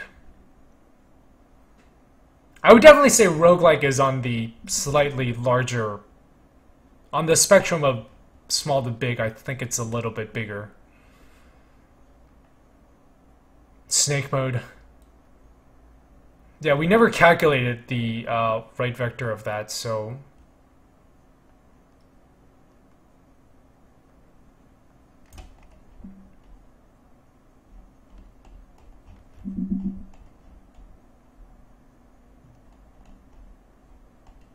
Yeah, we should do that here.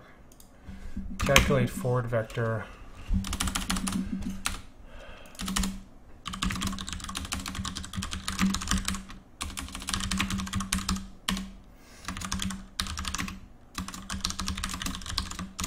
I will eventually come back and clean up everything.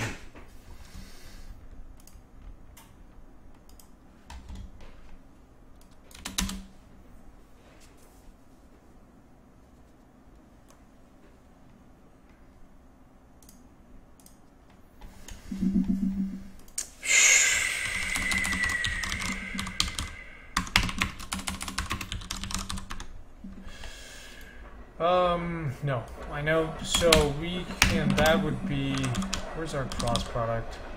Direction up, direction forward.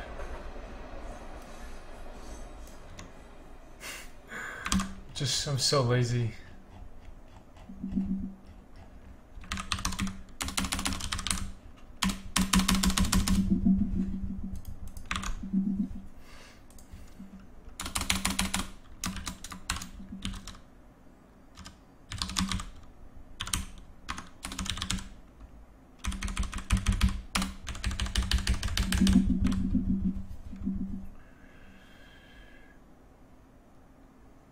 Yeah, I mean, I don't want anyone to get the wrong impression, right? This is just me kind of in the middle of working on this.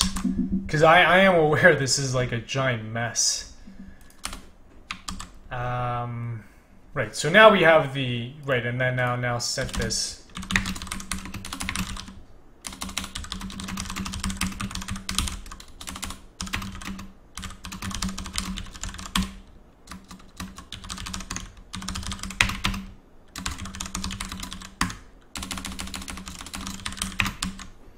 Okay. So that should tell us whether we're turning right or left. So all right, so watch what's happening there. Right, we should, and since that still seems to be working, we're gonna disable this because it's actually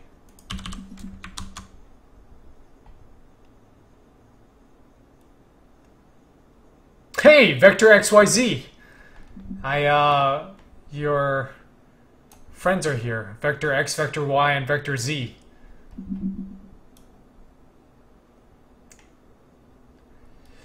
Yeah. Oh, a stealth horror game. Is it in a 3D or 2D?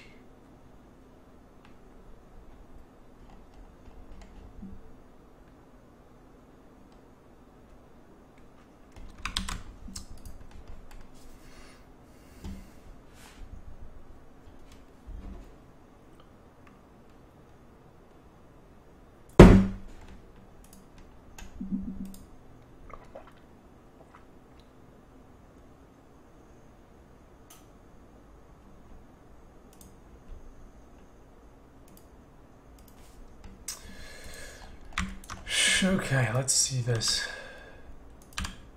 Alright, this should say left. Yes! Turning left! Turning right? Yes. Left. Let's turn left again. Left. Okay, yeah, that's messed up. Turning right. To the right. To the right.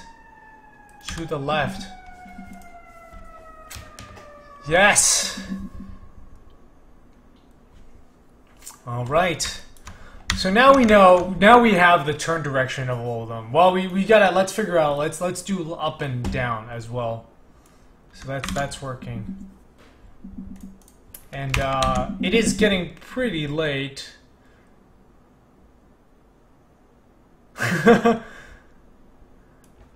D7 Samurai, which one are you turning? That's meshed up. That's what you wanted to say. Turning up. Alright, turning down.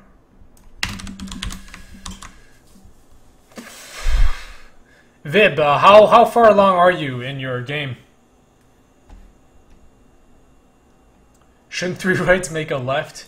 Yeah, I don't, like, I don't want to do this, but it's like, I'm the only one using this tool, so there's really no point in trying to figure out, you know, I could figure out a way where I don't let you cross over, but like, what's even the point?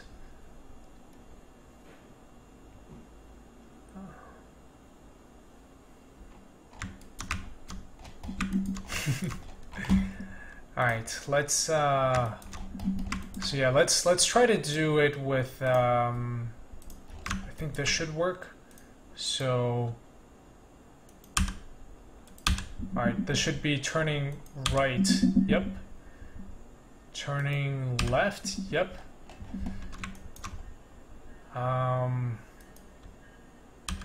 Turning up. Yes. This would be to our right. Yep. To our left. Yep. To the right. Up. Yes! Right. Up. To the left. Yes! Oh, beautiful.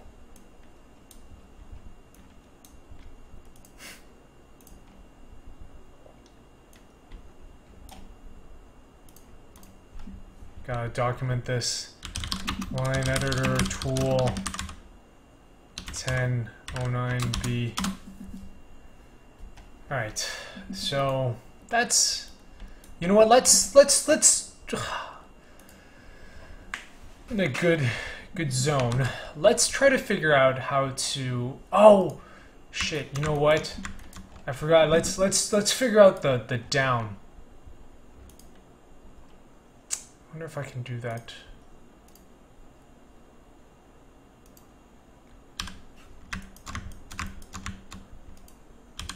this is what I mean by down. So that's left. It's this. Yep, so we did down. Yeah, that's it. So halfway, I'm still implementing core gameplay. How long have you been working on the game for?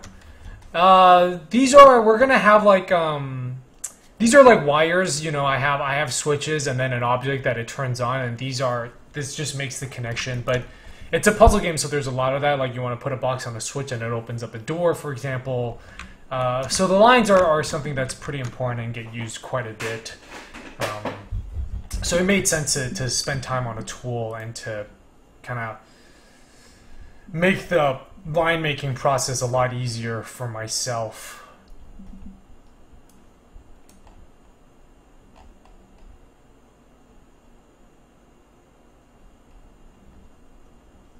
Okay.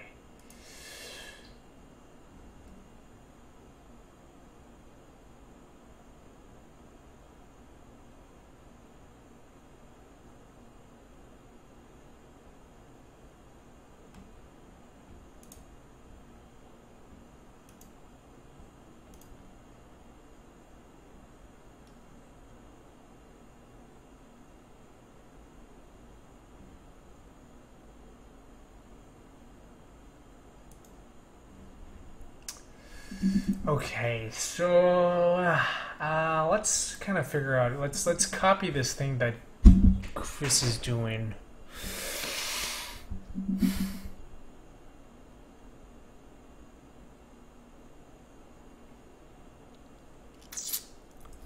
Okay, yeah. So it's pretty simple. If we know, right, as we're going through the vertices.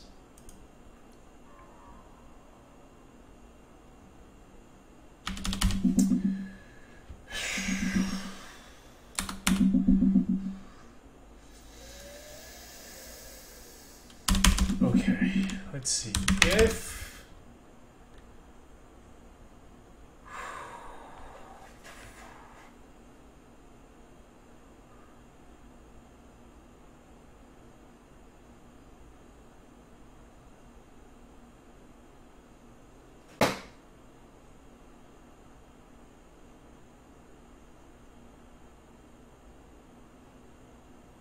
we'll do it to the. Okay, we'll have to do it. There's actually it's a little tricky because we'll need to do it to both. We'll need to both look at the current marker and the previous one. Cool, Viv. Do you have a name for your game yet? If markers dot.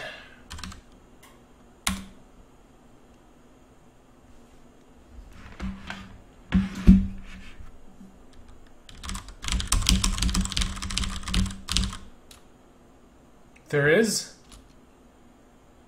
I think it's just my keyboard.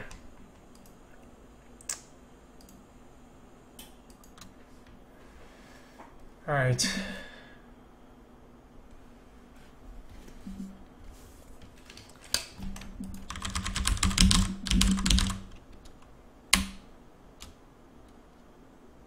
Ad noctvum.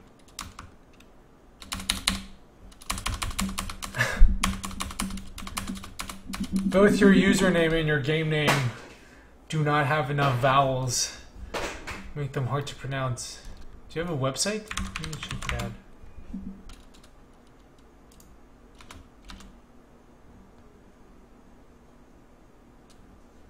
Oh, do you mean agnoctum?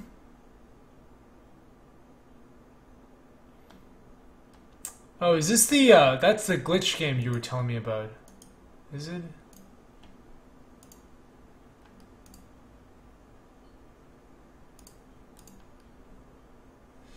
Crust Forever.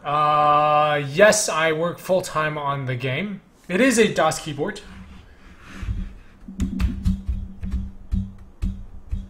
Oh, you know what? It actually is my keyboard. It's a little warped.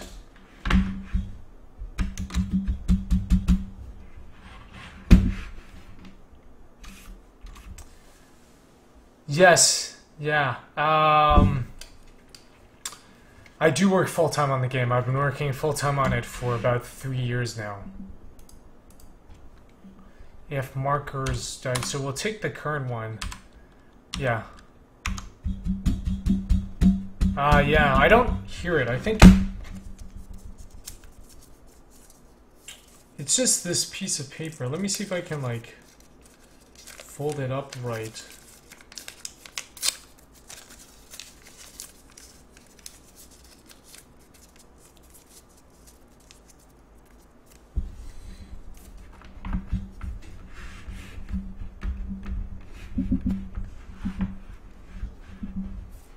Okay, yeah, I totally understand. So, turn.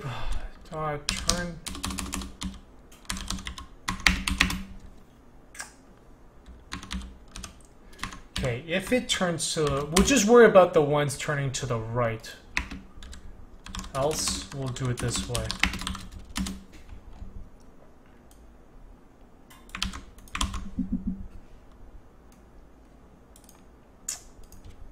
Two equal signs.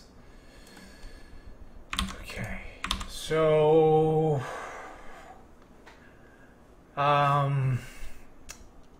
this is like our fucking.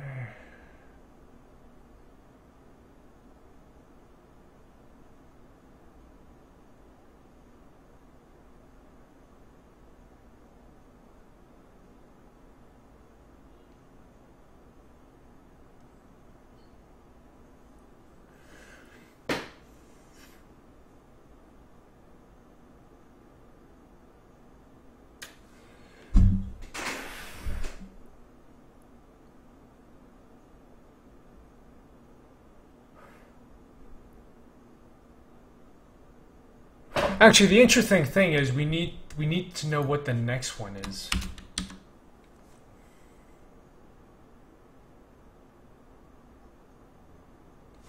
No, wait.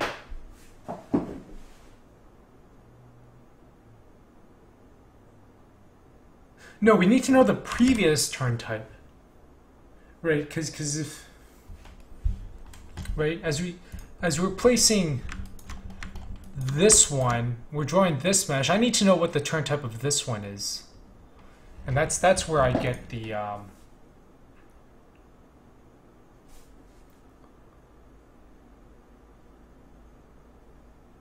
You actually need to know both. But let's worry about the previous turn type. So that means that we're drawing. So let's say we're drawing this segment, right? So we're on 3. We need to know that 2 is to the right. So we need to offset that one.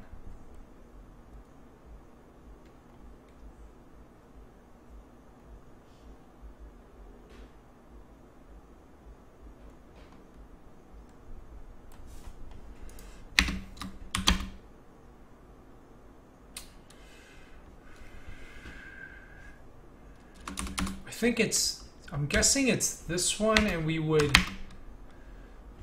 I think what we do is we take the dir forward times 0.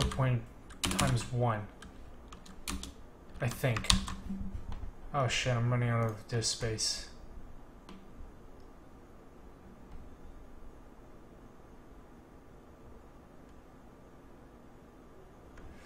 What's going on? I don't have a website yet. But you do, or are you not? I do what? What's your question, Vector XYZ?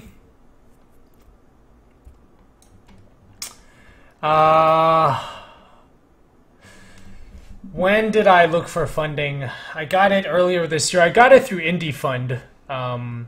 Which has been great. I mean, although that I was on their old model, that was back when it was like just the 7 people and they all went in on a project together. Now it's a little different. I'm not super clear on how it works. But yeah, there's actually a number of different funding models for games. It depends on the game you're making and how much you need and what. Yeah, I mean, it's a big topic, right? It's like, do you want to go with a publisher?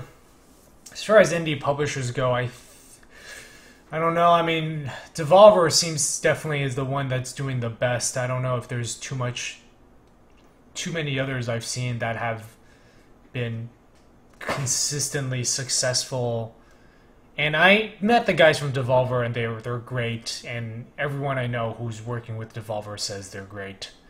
So, like I know the guy Ojiro who's making Downwell, Free Lives. They made Broforce. They've had a fantastic time working with Devolver. I know Rami Vlambeer has had a great time working with Broforce. I mean Devolver. So yeah, like they seem like cool guys, but I don't know too many other. I can't really think of another indie publisher that's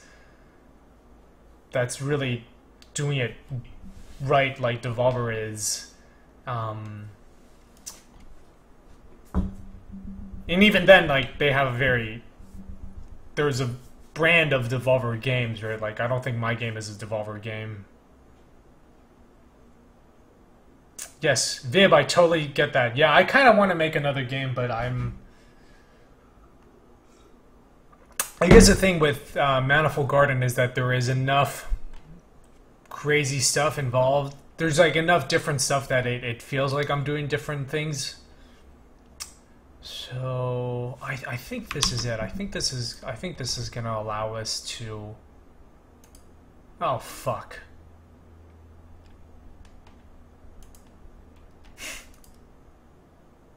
Okay, maybe that didn't work.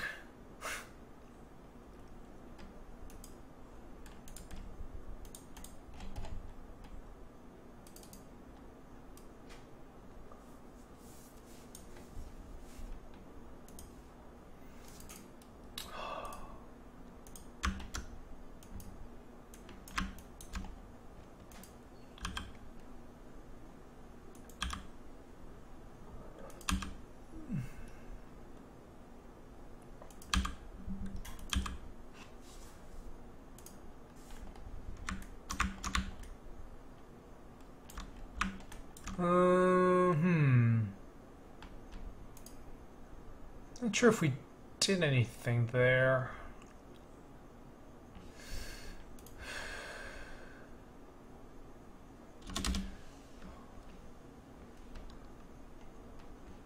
Hold on a second.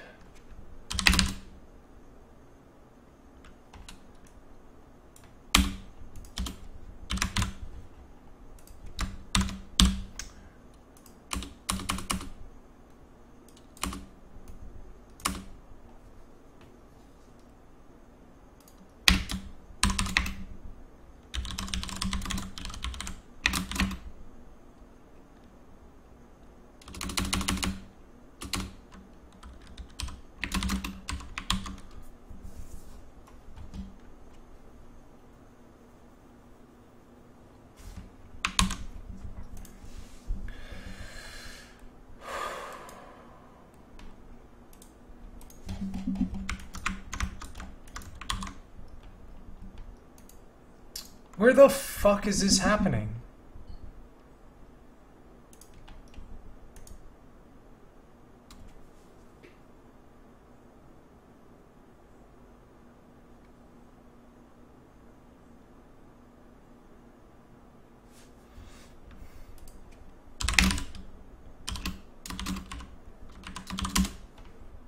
I think it's this.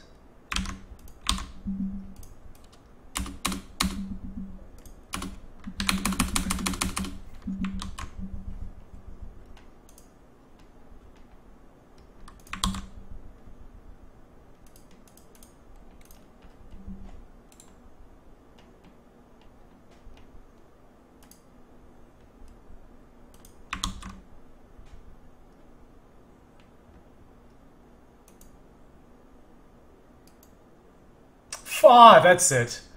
There's, hold on, I have to delete a bunch of shit.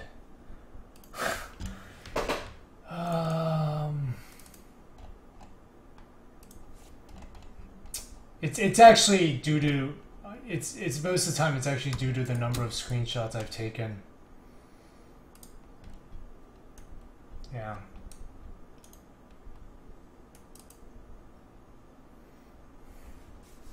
No, I've seen that error. It's due to not having enough space. Um,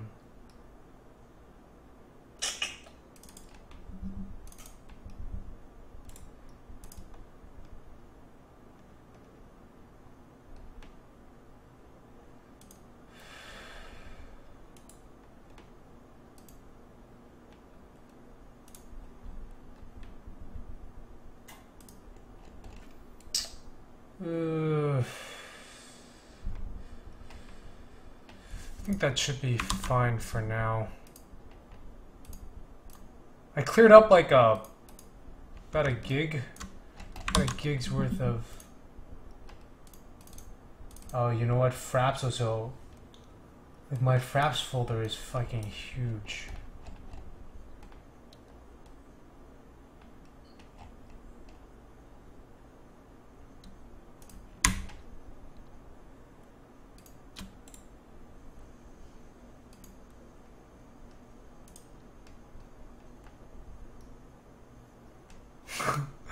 It's like 11 gigs.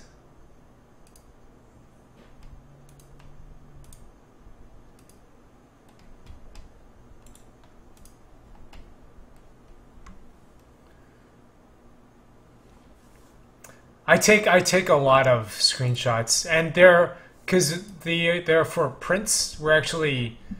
They're for a series of prints that we're doing. So they're all massive. So they're each like 50 gigabytes.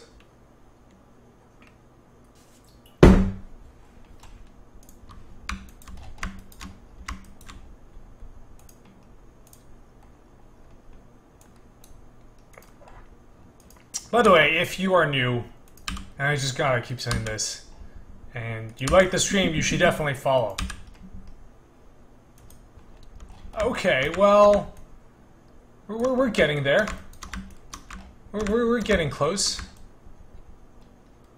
All right, all right.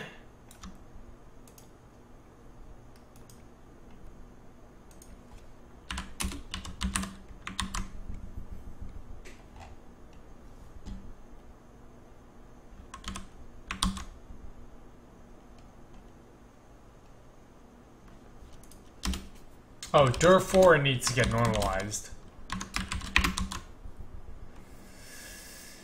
Hey, thanks, Afix. Really appreciate it. Yeah.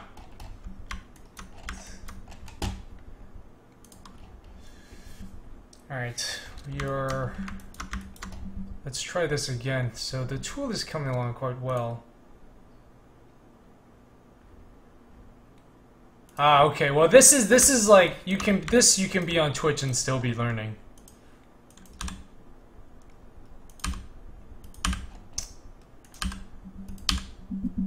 Right, we didn't normalize it, which is why the thing was massive.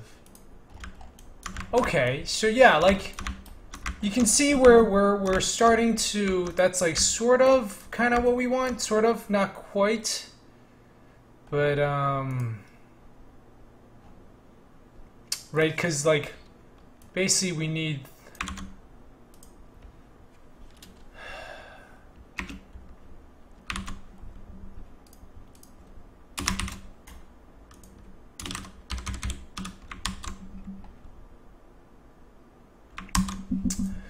we're trying to get the corners right. You can see in these old ones, you see how they got the we're generating the mesh, right? But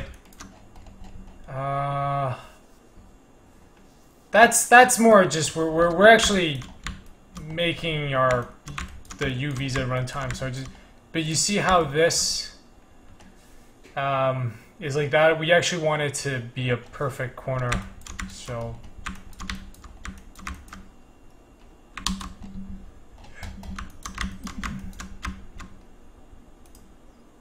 we're just trying to get the corners right.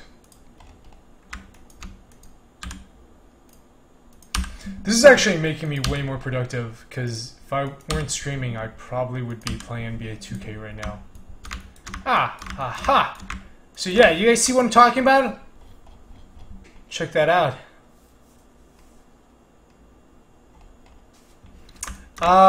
No, we have the material. It's not getting placed right. You see, we're actually setting the UVs here. it was correct. It was fine before,